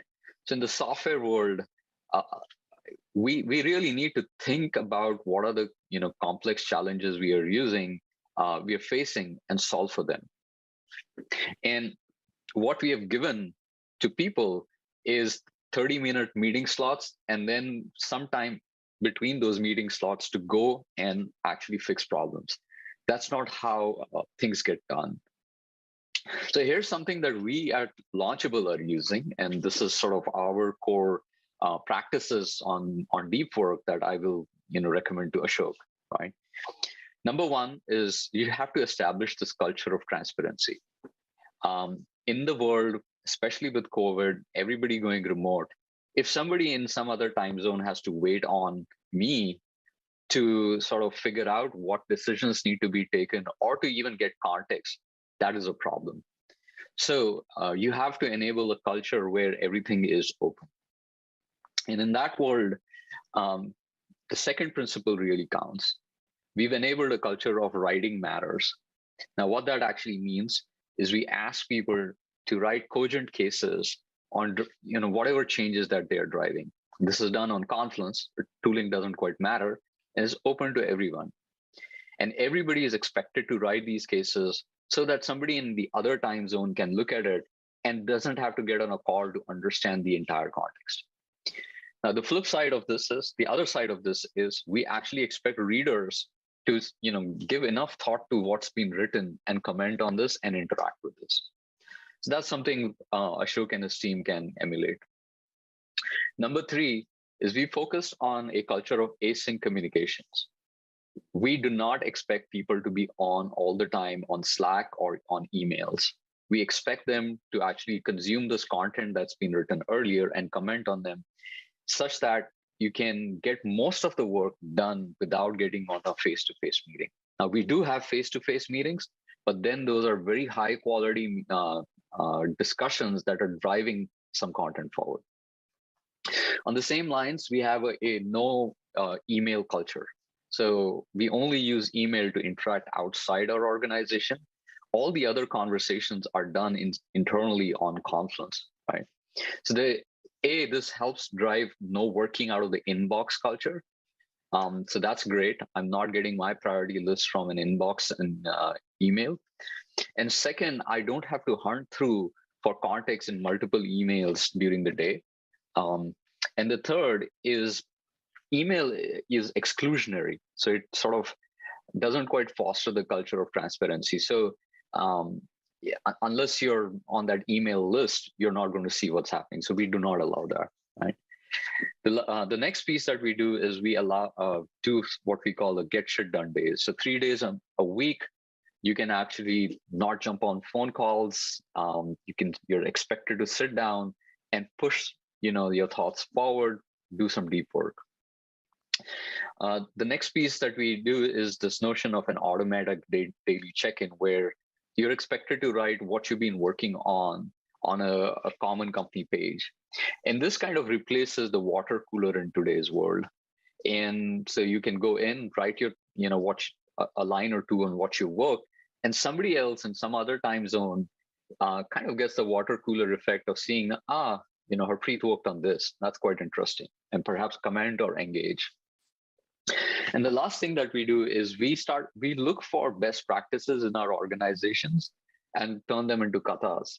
They're actually the same word, but kata is a more formalized approach in karate that says, keep practicing the best things again and again, and you get better at it. In fact, all the ones that I've listed here are katas that jumped out from the practices that we were using. So at this point, number 1, 2, and 3 recommendations help Ashok get to a place where he's enabling his organization to do deep work. He's done stuff culturally. The next thing he needs to look at the tools. And Ashok fairly quickly realizes there are hundreds, if not thousands, of software projects in his organization that exist at different levels of maturity, each with a corresponding set of choices in languages and tech stack and so on. So it's a diverse world out there, right? So how does he make sense of this world? It's kind of overwhelming. So one way to look at this is to see what analysts are recommending, right? So if you look at the Gartner hype cycle here, this is data from a year or two back, you'll start seeing they're talking to other people and see what they've been working on. So unless you've been not on Earth, you likely have, you've not seen, you've worked on cloud management platforms and container management and so on. So I'll skip through it. I've already talked about communities of practice. The next two sort of things that I will focus on for Ashok is sort of looking into the DevOps tool chains and continuous quality. So here Ashok comes in. One of the first things he can look at is to see the SDLC lifecycle. The logical approach here is to divide the SDLC lifecycle and look at the area that provides the biggest bang for the buck and choose it. And then in this world, there are a number of tools that are already being used, right? That's one way to go about it. But there's so many tools in the marketplace. They come and go. What was hot and relevant 3 years ago might have aged. So the key bit of information for Ashok here is to look at the small pieces of workflows or best practices that are already in his organization and standardize and automate around these jobs to be done. Once you do that, you have defined these sort of processes. Tools can come in and go. Existing tools can be plugged in or swapped in and out, right? Standardizing on these best practices workflows has a greater chance of driving long-lasting changes within the organizations because teams can now fit their tools in the process rather than work around tools, right? So assuming he wants to do this, one of the next recommendation is to just orchestrate his delivery pipeline. This is one of the most common jobs to be done in the organization.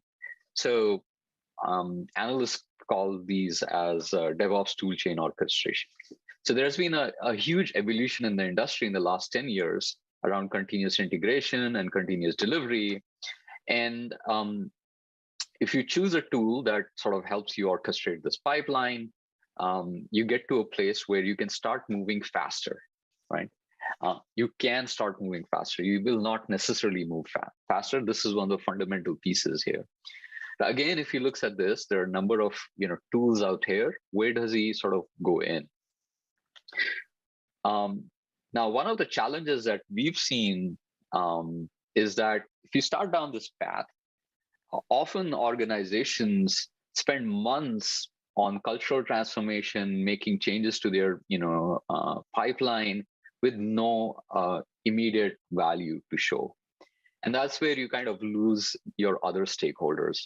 Remember, DevOps is about bringing other stakeholders in too. So let's look at what some of the organizations out there, how they solve and think about and prioritize this problem, right? So again, this comes from Gartner. They talk about sort of the top 5 DevOps controls are listed here, right?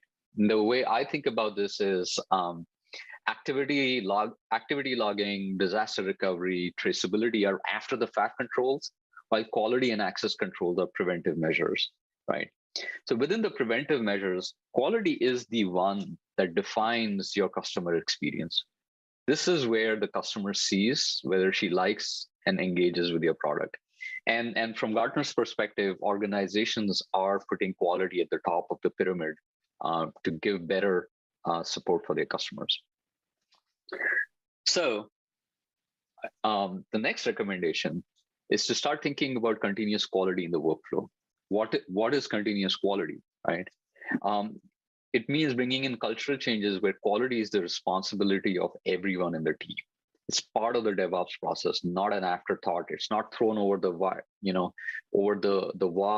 to a team in India or elsewhere, right? And the idea is we should catch and mitigate risk as early as possible in the software lifecycle. And if we did that, we would delight customers with fewer defects. At the same time, our engineers would be happy because they are pushing high quality software. They are getting a faster feedback loop, so they can bring that in. So now, if Ashok goes down this list, again, he's faced a set of overwhelming choices. It's turtles all the way down, right? So if you drill further into this quality domain, it seems that one of the problems is only 34% of the tool chain is fully automated, and 26% is completely manual. That's a problem. Again, I'm quoting Gartner from a couple of years back, right? So a core concept in DevOps is automation, right? So if we can't make progress on this ladder with manual or semi-automated tests. The other 2 problems that we've seen at Launchable talking to customers is, one, they don't have enough tests. So they feel somewhat naked. And then on the other side, you have larger teams where there are too many tests and they're completely sort of in molasses trying to move forward. So let's take these 3 problems and see what our recommendation is going to be. So the next recommendation for Ashok is to start looking into automating testing. If he hasn't, he should be. Coming in from Gartner, there was another sort of data point that I found very interesting where the top 2 priorities for DevOps transformations in organizations was listed as moving to the cloud. So 56% of people were trying to get there, and 47% of the people were trying to get to automated testing. So Ashok's peers are already sort of headed down this path of automated testing, and that's what he should do. Now, he would be sort of wrong to think that once he gets this going, his continuous delivery infinity loop starts looking very smooth. What then tends to happen is that tests start becoming the biggest bottleneck in delivery, right? So you have lots of tests, trying to move them forward. The next question is, how do we become smart around this? So that's our next recommendation.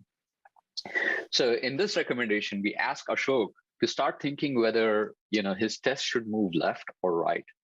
Now, if you think about it, the way test suites actually get built is you start off with like very light sort of unit tests, and over a period of time, you keep improving the tests and you adding them. And at some point you think, oh, I can't run this all the time. Let me shift them right. And over a period of time, you have like these series of tests like nightly, integration, weekly, or so on and so forth. So the question for Ashok here would be to see which tests can be actually moved earlier in the life cycle so that the devs get feedback faster. And the flip side of this is if I have some tests that are running way early in the cycle but are not providing enough signals, can I move them later in the cycle, right? This is easier said than done. And this is where actually Launchable has come in. So we start off with helping organizations push changes, uh, uh, organization push changes, and test change and run tests based on the changes that have come in. So we identify the right signal at the right time. This brings me to the next recommendation for Ashok, and that is start taking advantage of existing data and get towards a data-driven DevOps mentality.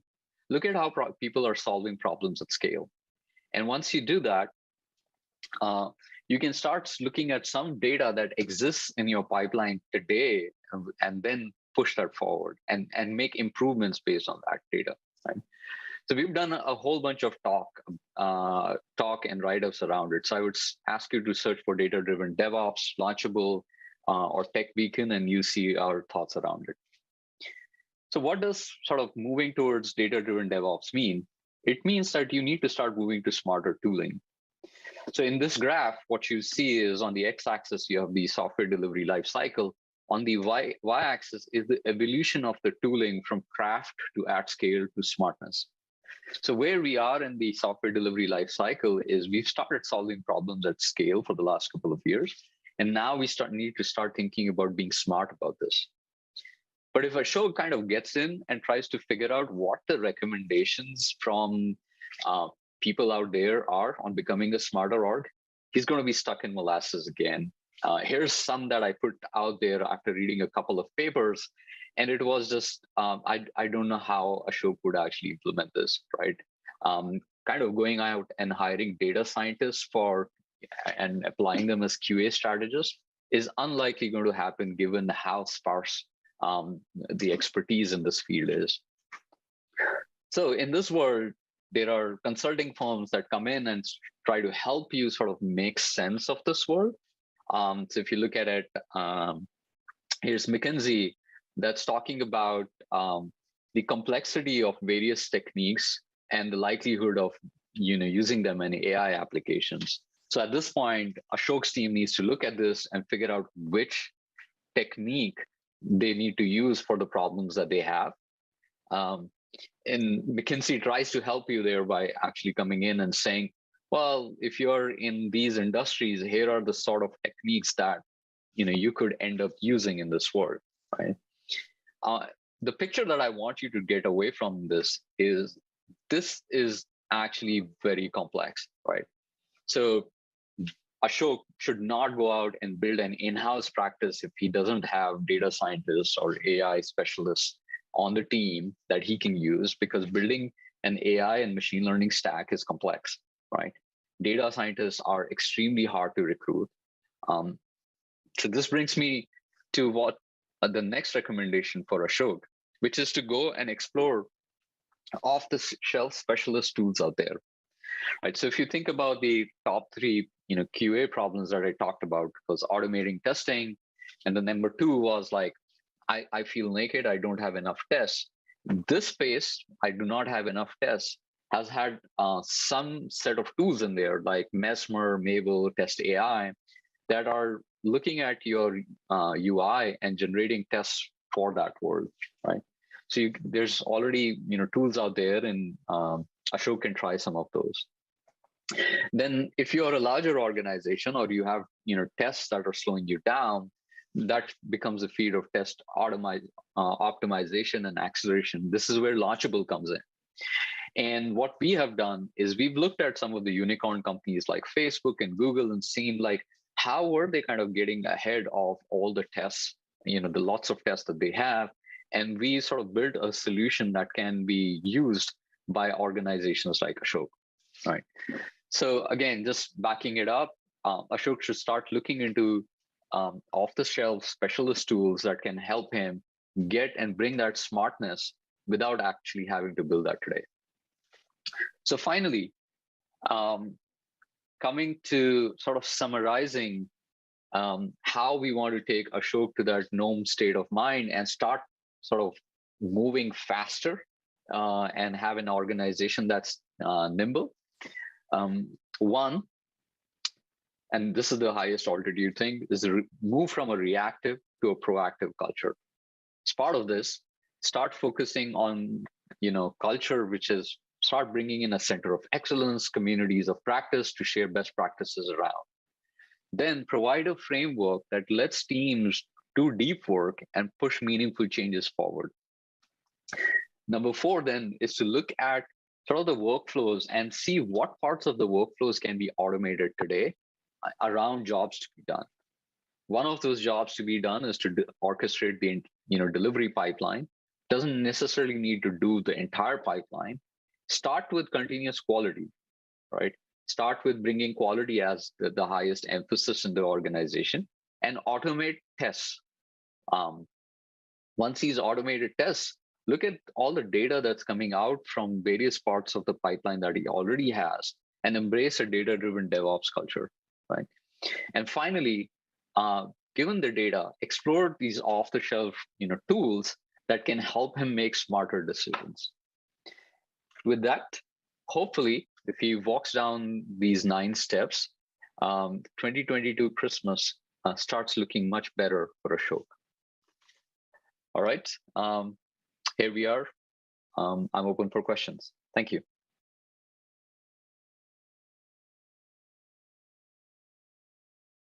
Hey, everybody. Happy Monday. This is Charlene O'Hanlon, and I am here now with the headlines. First up on DevOps.com is an article that looks at ML Ops and Data Ops and their relationship with DevOps.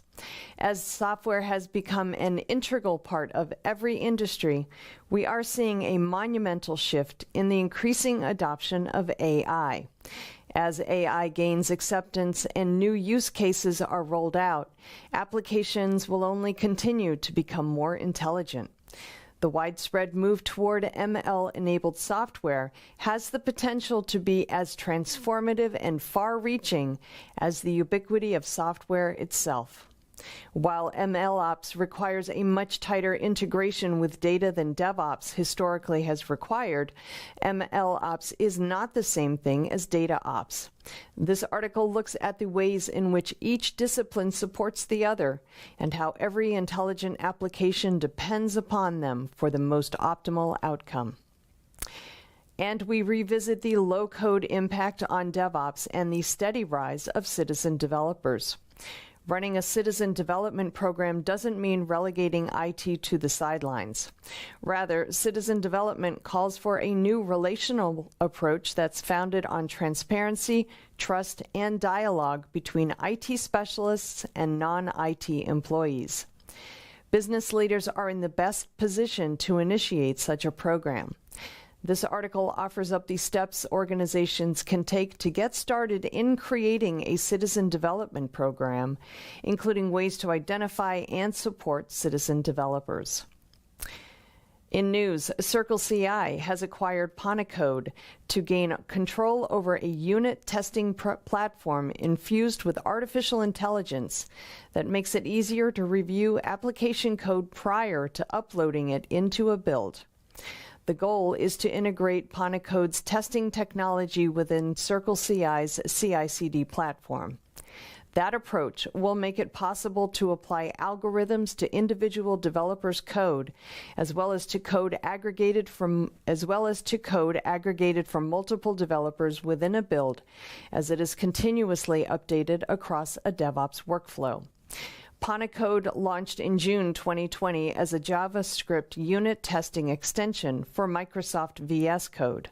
Since then, the company has started to support TypeScript, Java, and Python, including complex functions such as variable mocking and infer suggestions of complex structures for nested objects. All right, over on Container Journal, we have news from Equinix Metal, which has added an API for provisioning clusters on bare metal servers to the Tinkerbell open source project. Tinkerbell is a bare metal provisioning engine used to install operating systems along with other types of software. The Cluster API for Tinkerbell will enable an IT team to declaratively provision Kubernetes clusters and the underlying operating system directly on a bare metal server. In addition, support for Kubernetes types and controllers is also being added to enable Tinkerbell to interact with a Kubernetes cluster via the Kubernetes resource model. IT teams can then list Kubernetes resources, monitor resource changes, or manage role-based access control settings directly from Tinkerbell. Previously, IT teams relied on a Postgres backend to manage those tasks. Tinkerbell was originally created by Packet, which was acquired by Equinix in 2020 and now operates as the Equinix Metal arm of Equinix. And Solo.io announced updates to its Glue Mesh Enterprise Service Mesh that adds support for multi-tenant workspaces and improves support for virtual machines. In addition, the company announced a unified API for managing the platform and a user interface to improve observability. Solo.io also announced that its Glue Edge API gateway for edge computing platform now includes beta support for GraphQL-based APIs in beta and a natively embedded GraphQL server. According to the company, the updates reflect the need for more robust tools for managing Istio as more organizations start to deploy the service mesh in production environments. The Glue Mesh Enterprise Service Mesh is based on the open source Istio project. And on Security Boulevard, we look at how to protect your data in the age of the metaverse. It's exciting to explore new digital spaces and opportunities, and you can't talk about what's new with all things digital without also talking about the metaverse. Whether you're venturing into the metaverse for entertainment or professional purposes, there's a lot to learn and do. Is it safe, though? It's not yet known how much information things like virtual reality headsets can collect from users. The truth is, the metaverse could actually make it way easier for cybercriminals to steal information and take advantage of curious users who are just trying out something new. We don't think you need to avoid the metaverse altogether, though. In fact, avoiding it may become impossible in the coming years. This article offers up some of the potential issues of living in the metaverse and ways in which users can protect themselves. And SlashNet has launched a security platform that uses machine learning algorithms to identify and remove phishing attacks from email. The SlashNet email protection for Microsoft 365 provides real-time scanning, detection, and removal of threats before they reach users. The company claims it can deliver a 99.9% accuracy rate with a 1 in a million false positive rate. That capability stops 65% more links to spear phishing, business email compromise, malware, and ransomware threats than all other cloud-based email security services. Previously, SlashNet provided an email security service that removed phishing attacks after they had landed in an email inbox. This offering prevents those phishing attacks from ever landing in those email inboxes. The company plans to extend this capability to other email and social media platforms as well. And finally, we look at the importance of tabletop exercises in cybersecurity. The military is always on the cutting edge of technological and strategic innovations. And while they usually use war games to train personnel, these exercises can be difficult to schedule and expensive to execute. However, tabletop exercises where key personnel deliberate on various simulated emergencies or rapid response situations are cheaper, much easier to set up, and can be just about as productive as war games. Tabletop exercises improve a team's disaster preparedness, coordination skills, and role responsibility disruption under duress. And these exercises also help program managers identify deficiencies in cybersecurity process procedures, personnel shortcomings, and additional training requirements. This article looks at the importance of tabletop exercises and ways in which organizations can adopt tabletop exercises to simulate actual attacks to better prepare individuals for real-world scenarios. All right, that's it for the headlines today. Please check back with me tomorrow when I'll have a fresh new batch for you. Until then, I hope everybody has a great day. And please, whatever you do, stay safe. This is Digital Anarchist. Hey, everybody. Welcome back to TechstrongTV. I'm Charlene O'Hanlon, and I'm here now with Karen Worstel, who is the Senior Cybersecurity Strategist over at VMware. Karen, thank you so much for joining me today. Really do appreciate it. Thank you so much for the invitation. Great. I'm interested in talking with you about smart cities and specifically cybersecurity of smart cities. It's really kind of a fascinating topic for me because I've been talking about or, reporting on smart cities and writing about it for, almost 10 years now. And it seems like, the technology itself has improved dramatically and more areas are adding smart city technology to their infrastructure, but we're not talking a lot about cybersecurity when it comes to smart cities. So interested in talking to you about that and where you kind of see the market right now and what that means moving forward. So can we kind of do just like a lay of the land right now? What's happening in the smart city infrastructure area? And then we can kind of dive into the cybersecurity aspect. Sure. Yeah, I'd like to just sort of lay the groundwork because just for the understanding of what smart cities is truly trying to attain, with 70% of the world's population going to be living in urban centers by 2050, the idea that we can use technology as an opportunity to actually improve quality of life for people in urban centers everywhere. So it's about delivering services in a more equitable and just way. It's about making access to education, access to healthcare, access to, the services that and to improve environmental quality, right? So smart cities encompasses a whole lot of things, and I think that we're still sort of sussing out what that really means in terms of the way we're going to deliver the infrastructure. I think what is true, what is for sure, that we're going to be using a 5G infrastructure because the bandwidth for the delivery of this volume of traffic and the speed with which we need to have processing happen at the edge, all of that is going to be in place, I think, relatively soon. We have the ability to do now very specialized applications in the cloud. So if we do cloud native applications, we can do very fast DevOps to deliver services in new ways and get those out to people. We still have a lot of challenges to resolve in terms of the implementation of this across multiple municipalities. So if you take a look at Denver, like where I live, we have a whole collection of independent municipalities that make up what people would call metropolitan Denver.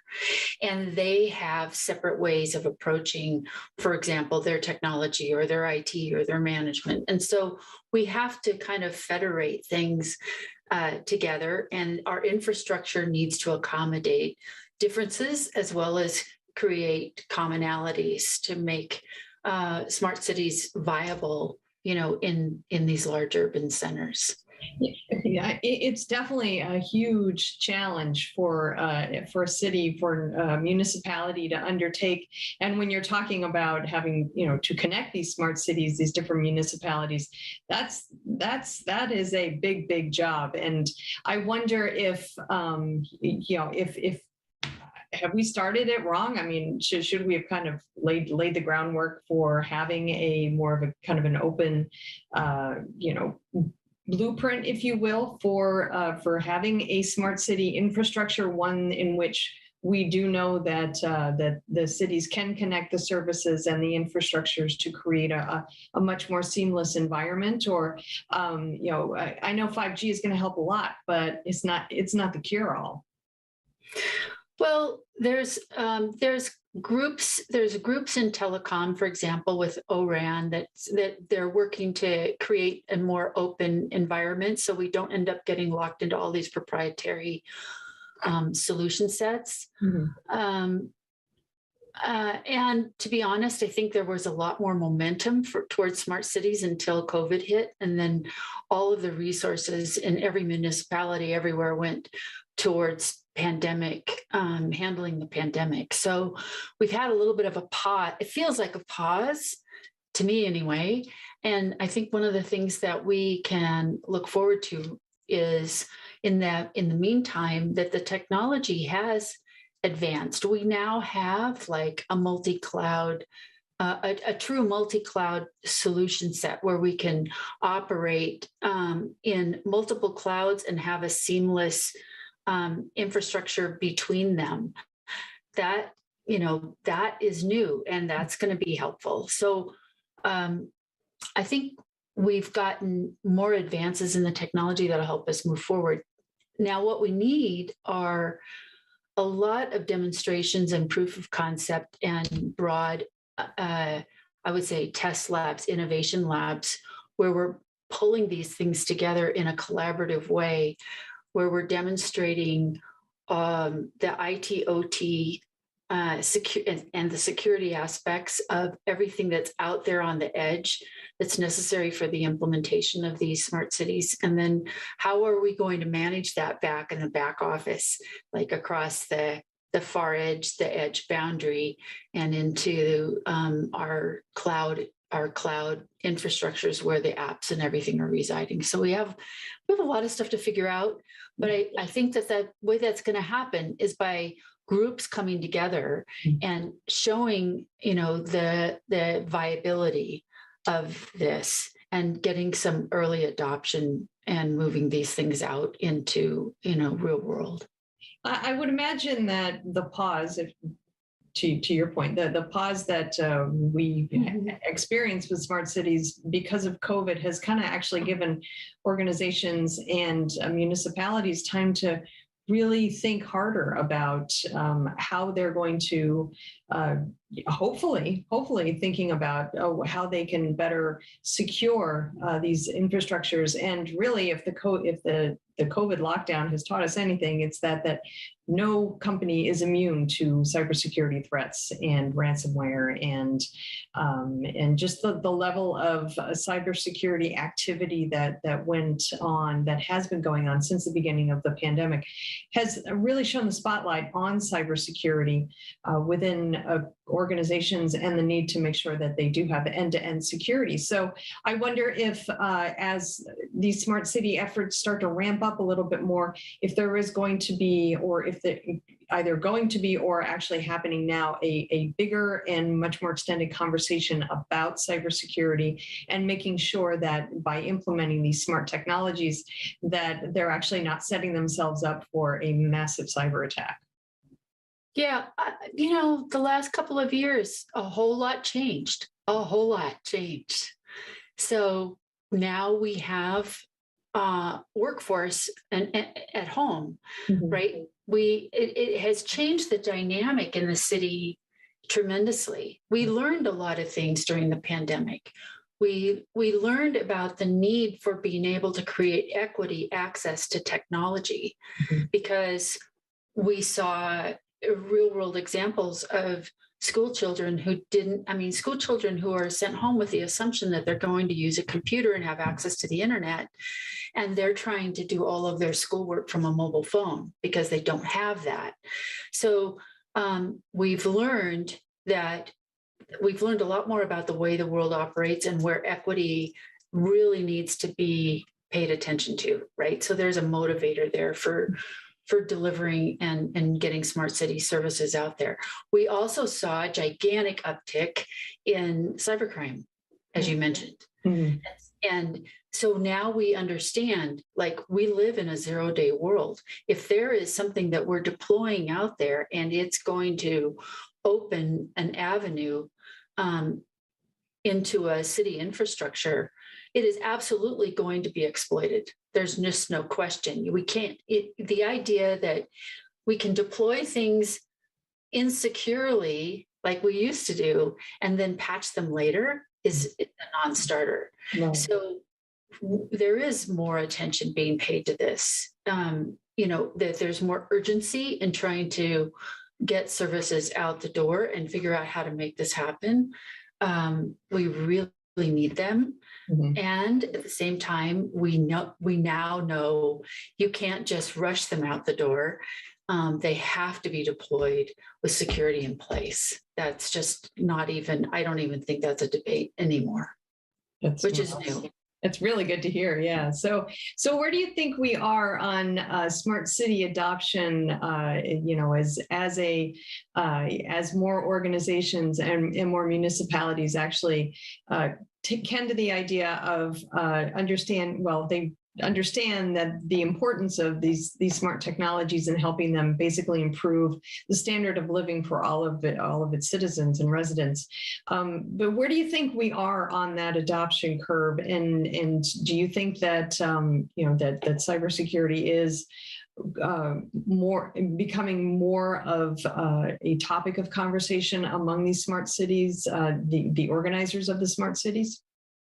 Well, I will say for the projects that I'm aware of, and I'm sure there's many out there that I don't see, but that there are right now there's like proof of concepts and demonstrations of capabilities that are happening in like very specific use cases, like free and low cost transportation. There was a project that was deployed last year here in Golden, Colorado for transportation between campuses and at the School of Mines and other locations within the city, all in self-driving autonomous vehicles. That's a smart city project. Looking at I'm using Colorado examples, but the My Colorado app, which is an app that holds all of our documents securely, in order for us to be able to pull up whatever required identifications are needed in different venues. That's another smart city application use case. Having a like full-blown smart city application or series of applications that cover all use cases, we're not anywhere close to that. But I think we're making progress. What I'm really looking forward to is these collaborative efforts between the public sector and the private sector, like big companies, who are going to bring the technology and help the public sector, like the Colorado Smart Cities Alliance as an example, pull together these demonstrations together with the universities who are involved and try to make these labs where we have the use cases using the 5G infrastructure come to life, and that we can demonstrate what are the new threats that we might, and the vulnerabilities in this environment that we might need to be dealing with, and then having those built in with solution sets from the get-go. Because there's a challenge there, right? We have done a lot of work on endpoints.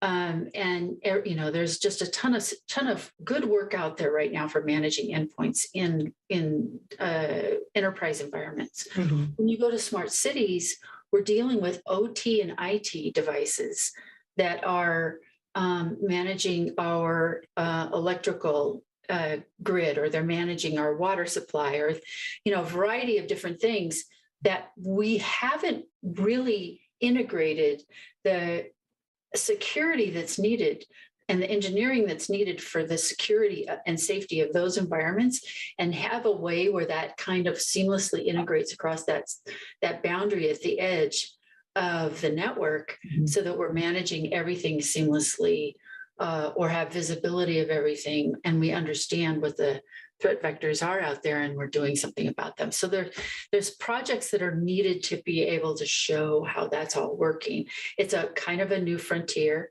We're just expanding the edge to billions of new devices that generally have been not deployed with security built in. And now we have to figure out what to do with that. And so there's quite a bit of work I think that needs to be done before we see wholesale smart city use cases in action everywhere. And we're going to, basically work to get these proof of concept projects running so that we can learn from them and figure out how to do large scale deployments. What does smart city look like at scale? Yeah. Yeah, I mean, I agree, and I think it's great technology. There are so many unknowns, though, and when we're talking about IT and OT, operational technology, that traditionally hasn't really been connected to the internet. It's been kind of this castle and moat, deal where there was no chance of getting in and actually being able to attack the infrastructure because it really wasn't connected to anything. But that's changed over the last couple of years. So there's definitely been a movement to connect to everything, and obviously that does introduce a level of vulnerabilities that didn't exist. And when we're talking about an entire network that is connecting everything from the trash can on the corner to the municipal buses to your handheld device, it can be scary if the cybersecurity isn't well thought out, because bad things could happen. So I'm really interested in keeping up with what is happening on the smart city front and learning more about it as we go along. So Karen, I hope we can have future conversations about smart city technologies and the ways, hopefully, it will help improve our way of life, whether we're in an inner city, Uber city, or living out in the burbs. So good stuff there. Thank you so much, Karen. I do appreciate your time. Thank you. All right, everybody, please stick around. We've got lots more TechStrong TV coming up, so stay tuned.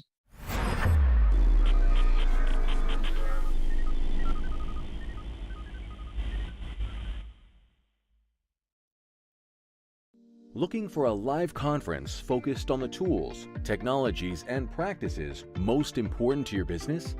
Innotech conferences are live one-day business and technology conferences highlighting the latest in trends for IT leaders, developers, and IT professionals. Each event combines education, innovation, peer-to-peer networking, and the latest technology and business solutions for a diverse IT-focused audience. Innotech conferences occur throughout the year in strategic regional locations, bringing together technology professionals from various industries to learn about the solutions, practices, and tools impacting their day-to-day work and gain insight into what's to come. Presenters at Innotech conferences are selected and curated to ensure each session provides the most up-to-date and relevant information without any hype. Whether you're interested in digital transformation, cybersecurity, cloud, IT leadership, or DevOps, Innotech conferences deliver. 2022 events are scheduled to be held in Austin, Dallas, Oklahoma City, Houston, and Washington, D.C. Innotech conferences are produced by TechStrong Live and powered by TechStrong Group.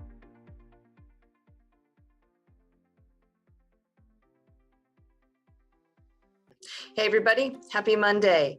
This is Charlene O'Hanlon, and I'm here now with the webinars preview. I always tell you we have so many great webinars coming up. We have got 3 that are coming up this week, either on DevOps.com, Container Journal, or Security Boulevard. It's up to you to check out which ones they are, but they're all good ones, so I hope you can join us for them. Please do mark your calendar. The first one is called Solving the Work Anywhere and Access Everything Security Challenge. This one is happening Wednesday, March 16th at 3 p.m. Eastern on DevOps.com. It is sponsored by Menlo Security. With more than half of employees now working remotely and many expecting this to last at least for a year or so, the way companies organize and implement their security operations must also change to meet the needs of their end users without compromising security. So this webinar will discuss how remote and hybrid work has impacted your end users, security, and IT teams, how to implement effective threat prevention, and different strategies for working smarter, not harder, when deploying security controls. right, the second webinar is called Scaling IAC, Terraform, Ansible, and GitOps with an Infrastructure Pipelines.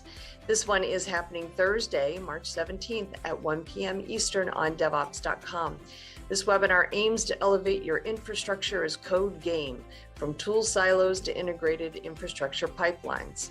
Specifically, it will provide some concrete solutions for enterprises adding Terraform and Ansible orchestration and enabling platform teams to create a unified self-service API.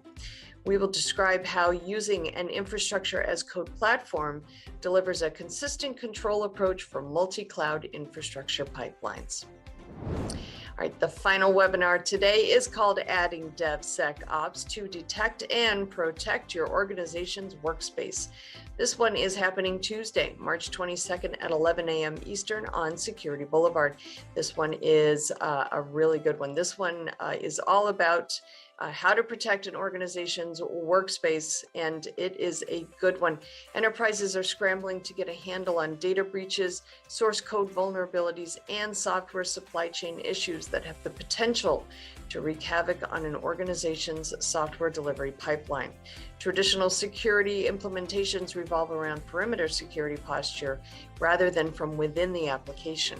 But having perimeter security measures in place, even having perimeter series security measures in place, recent security breaches have exposed the fact that security involves paradigms that go far deeper into the application stack. So this webinar will focus on how to identify, protect, detect, and respond to application security issues across your organization's work streams by instrumenting the Contrast security platform within the VMware Tanzu ecosystems. This one is definitely one to check out, folks. All right, that's it for the webinar's preview. Please check back with me tomorrow when I will have a fresh new batch. Until then, I hope everybody has a great day. Please, whatever you do, stay safe. DevOps.com is the #1 online destination for DevOps education and community building.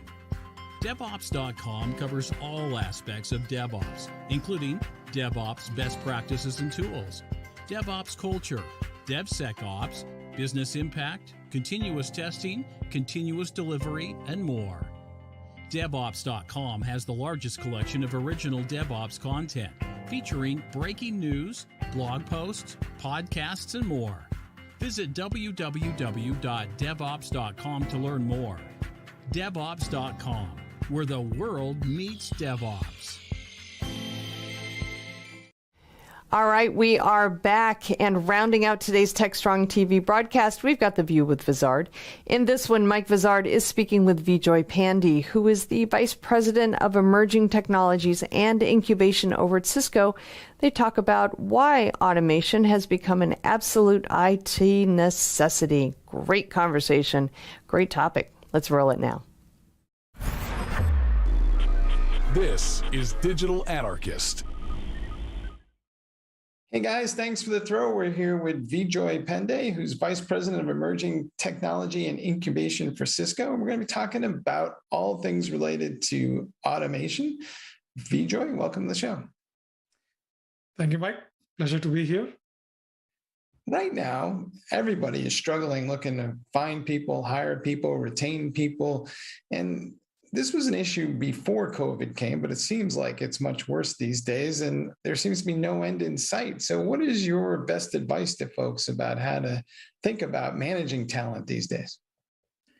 Yeah, I think that's a pretty important point you raised there, Mike. I think just like everybody else, we've been seeing not just news articles around the Great Resignation, but also we're feeling that inside of Cisco as well. So, and we know that our partners, our customers, all of us are feeling that pinch where it's incredibly important to retain talent, but it's also very hard to find talent given the trends that we're seeing around us. When you think about cloud computing, when you think about AI, ML, all of those things. So we think of the problem in a very different way. We think that, and we've done a bunch of surveys inside of Cisco, what we realized was, given the global nature of events, we know some events are unfolding right now, and all of the geopolitical events happening or the pandemic, people really are realizing that life is too short.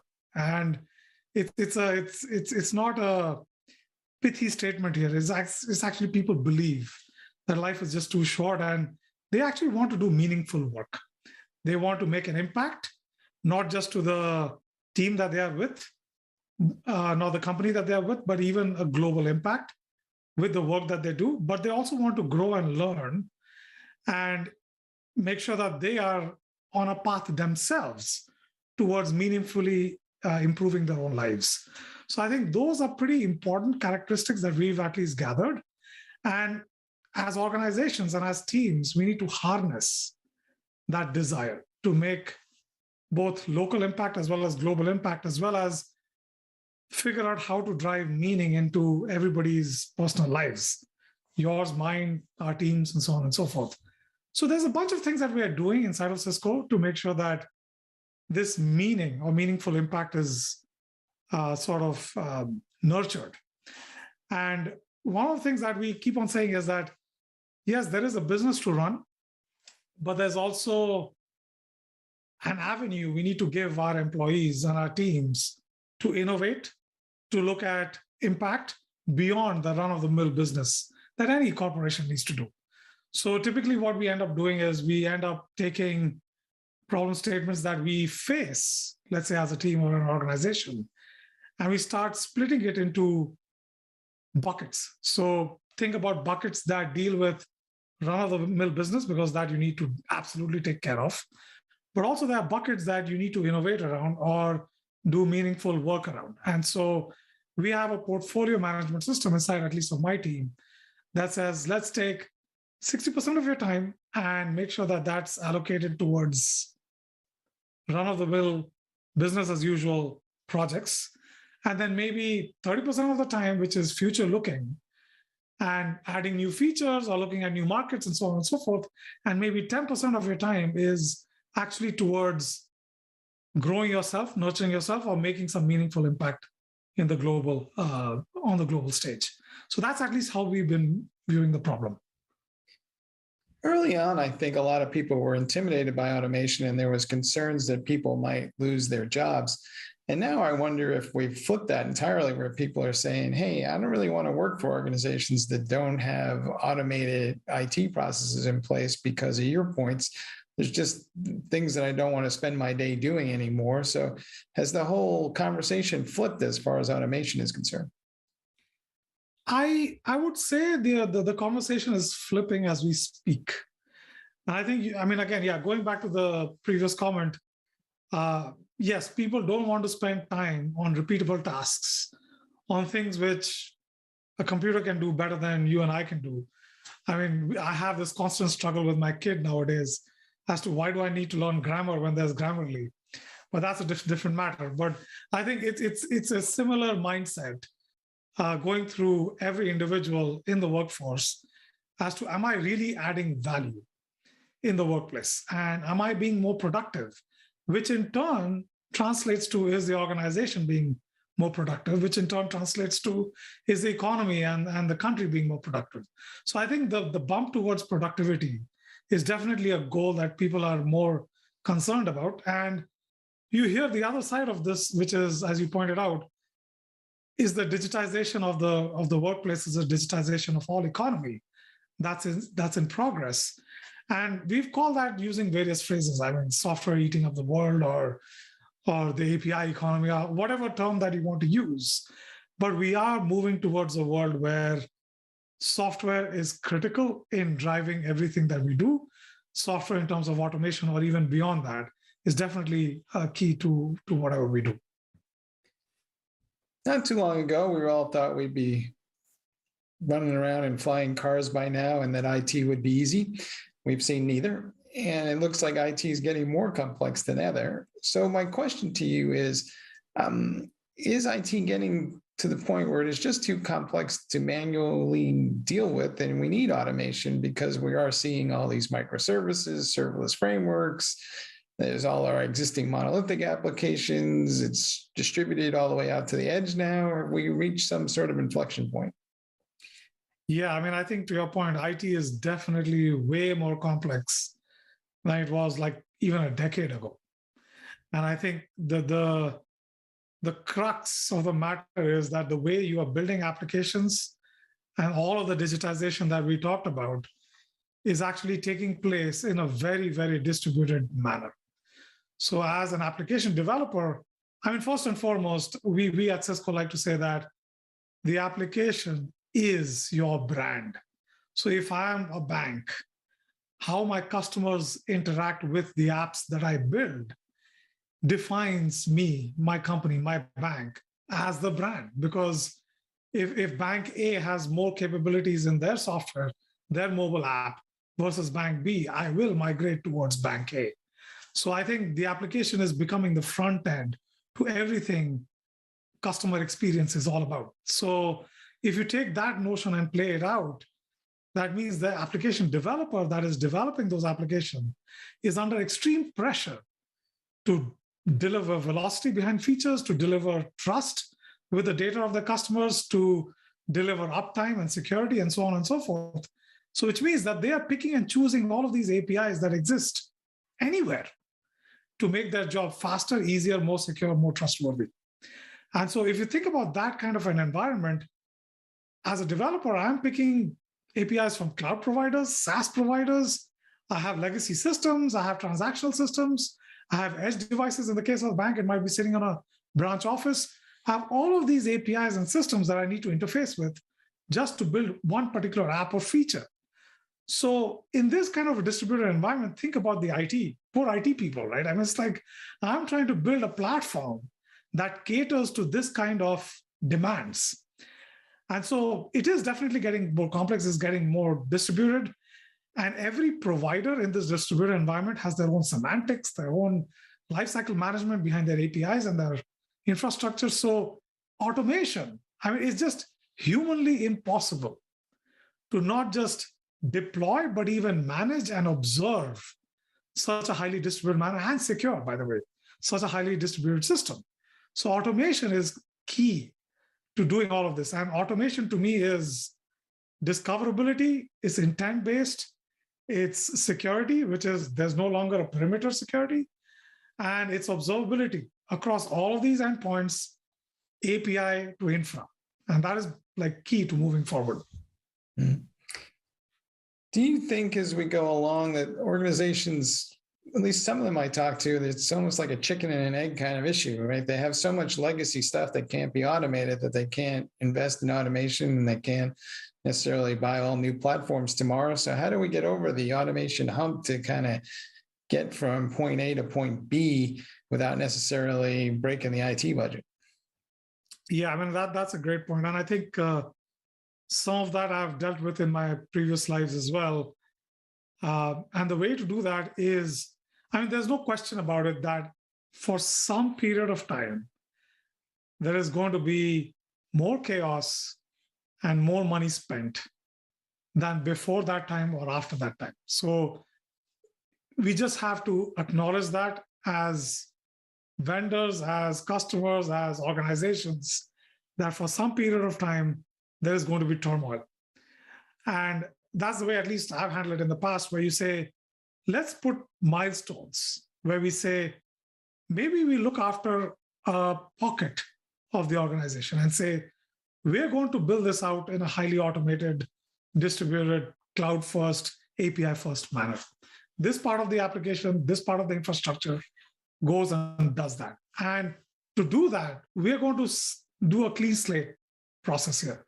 So we'll think about, we won't get ourselves bound to organizational boundaries, skill set boundaries, and it's very hard to do because people's jobs, people's skill sets, organizational structures, all of that are at stake. But we have to try in some pockets and then give ourselves strict guidelines and metrics and try and meet those metrics. And if we meet those metrics, the resulting outcome is that I will be spending less moving forward than I'm spending today. So I might spend a little bit more in getting maybe SREs or software engineers and marrying them up with IT folks or architects and getting something going. And I'll give myself a timeline of, let's say, a year or 18 months. It cannot be longer than that. Otherwise, it's a science project. But after those 18 months, these are the metrics I'm going to come back to. I'll get X% improvement in productivity and Y% reduction in headcount, let's say. And we should measure ourselves to that objective. And I've seen that work. And if it works, and start with something simpler, but go all the way. Don't go 80%. Let's not do 80% automation or 80% of the use cases. 100% automation, 100% of the use cases for this pocket of your environment, and then grow that out over time. We, of course, hear a lot about artificial intelligence and AI ops. Are the machines going to save us from ourselves? What's the reality of AI? To me, AI is a tool just like all of the other tools that we've talked about, which is we've talked about automation or infrastructure as code. We've talked about cloud native and serverless and microservices. And each one of these tools, I mean, programming and scripting is a tool. So all of these tools bring in something to the table. And infrastructure as code brings in consistency and intent-based infrastructures, and serverless and microservices. Our cloud native bring in immutable architectures, and the fact that you can grow and scale out and do all of those things, and availability goes through the roof and velocity goes through the roof. Similarly, AI and ML bring in insights to the table where it was humanly, again, impossible to do that just by looking at the vast variety of data and the deluge of data coming our way.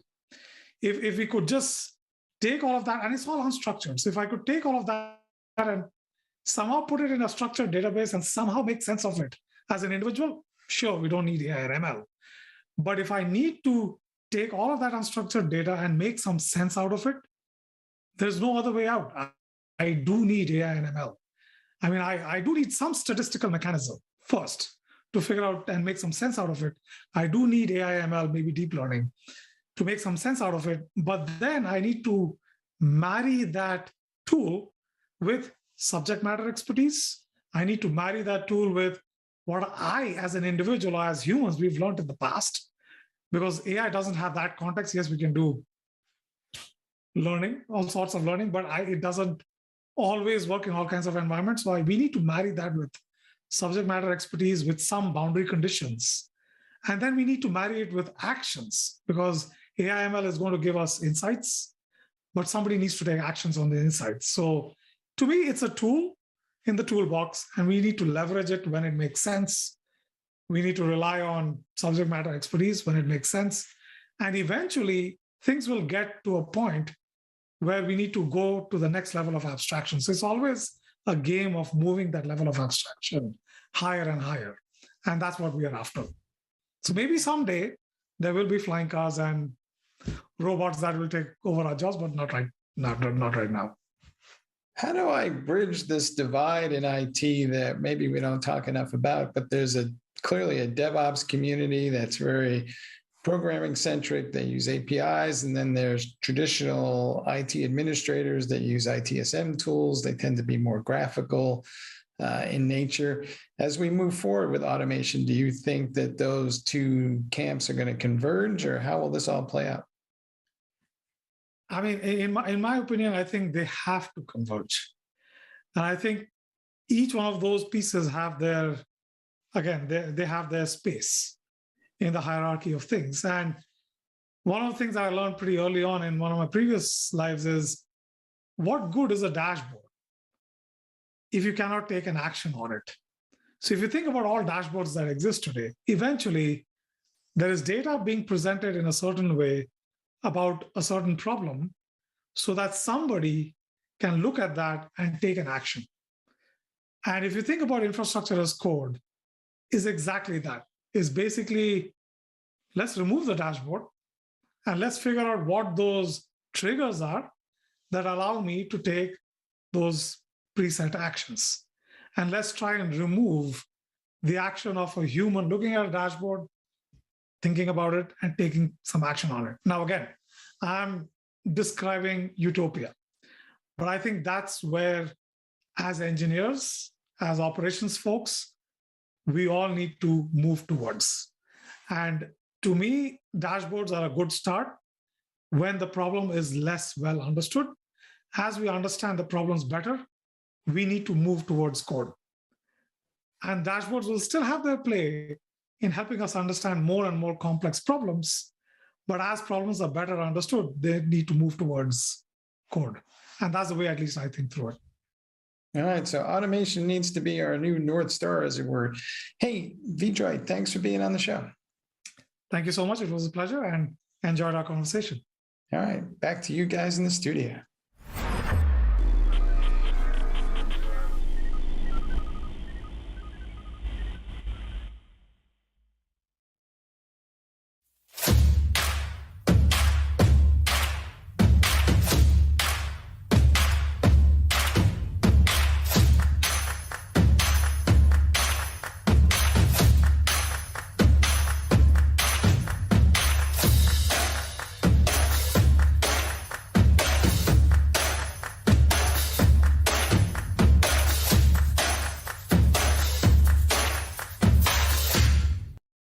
All right, that wraps up today's TechstrongTV broadcast. Hope you enjoyed today's conversations as much as I did, and I enjoyed bringing them to you. We have some live events coming up. Want to let you know about. They are great ones. I sure hope you can join us for them. The first is a series of TechStrong live events that we are kicking off in Atlanta at the end of this month. On March 29th, we have DevOps Cloud Native Live. It is a one-day workshop-style event. The morning is dedicated to presentations, kind of conference-style presentations. The afternoon is dedicated to hands-on learning, and it is a great, great event. We've got a great lineup of speakers for that one-day event. Do hope you can join us for that one. March 30th, we've got the same format in Cybersecurity Live. Again, a morning dedicated to presentations and conference-style presentations, and then the afternoon is going to be some super duper hands-on stuff. We are looking forward to both days. We're looking forward to seeing you in Atlanta if you're able to join us. We have in April 13th and 14th, we're doing the exact same thing, but in Washington, D.C. And then throughout the year, we have these two one-day events kind of scattered throughout the country. So I do encourage you to check out TechstrongEvents.com for the full lineup, as well as the other live and virtual events that we have going on throughout the year.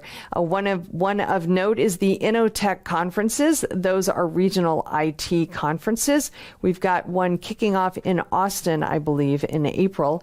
Then we've got Dallas and Houston, Oklahoma City, Washington, D.C. Those are going to be held throughout the year. It's going to be a great, great lineup throughout the year. Do hope you can join us for those as well. But please, as I said, just go to TechstrongEvents.com.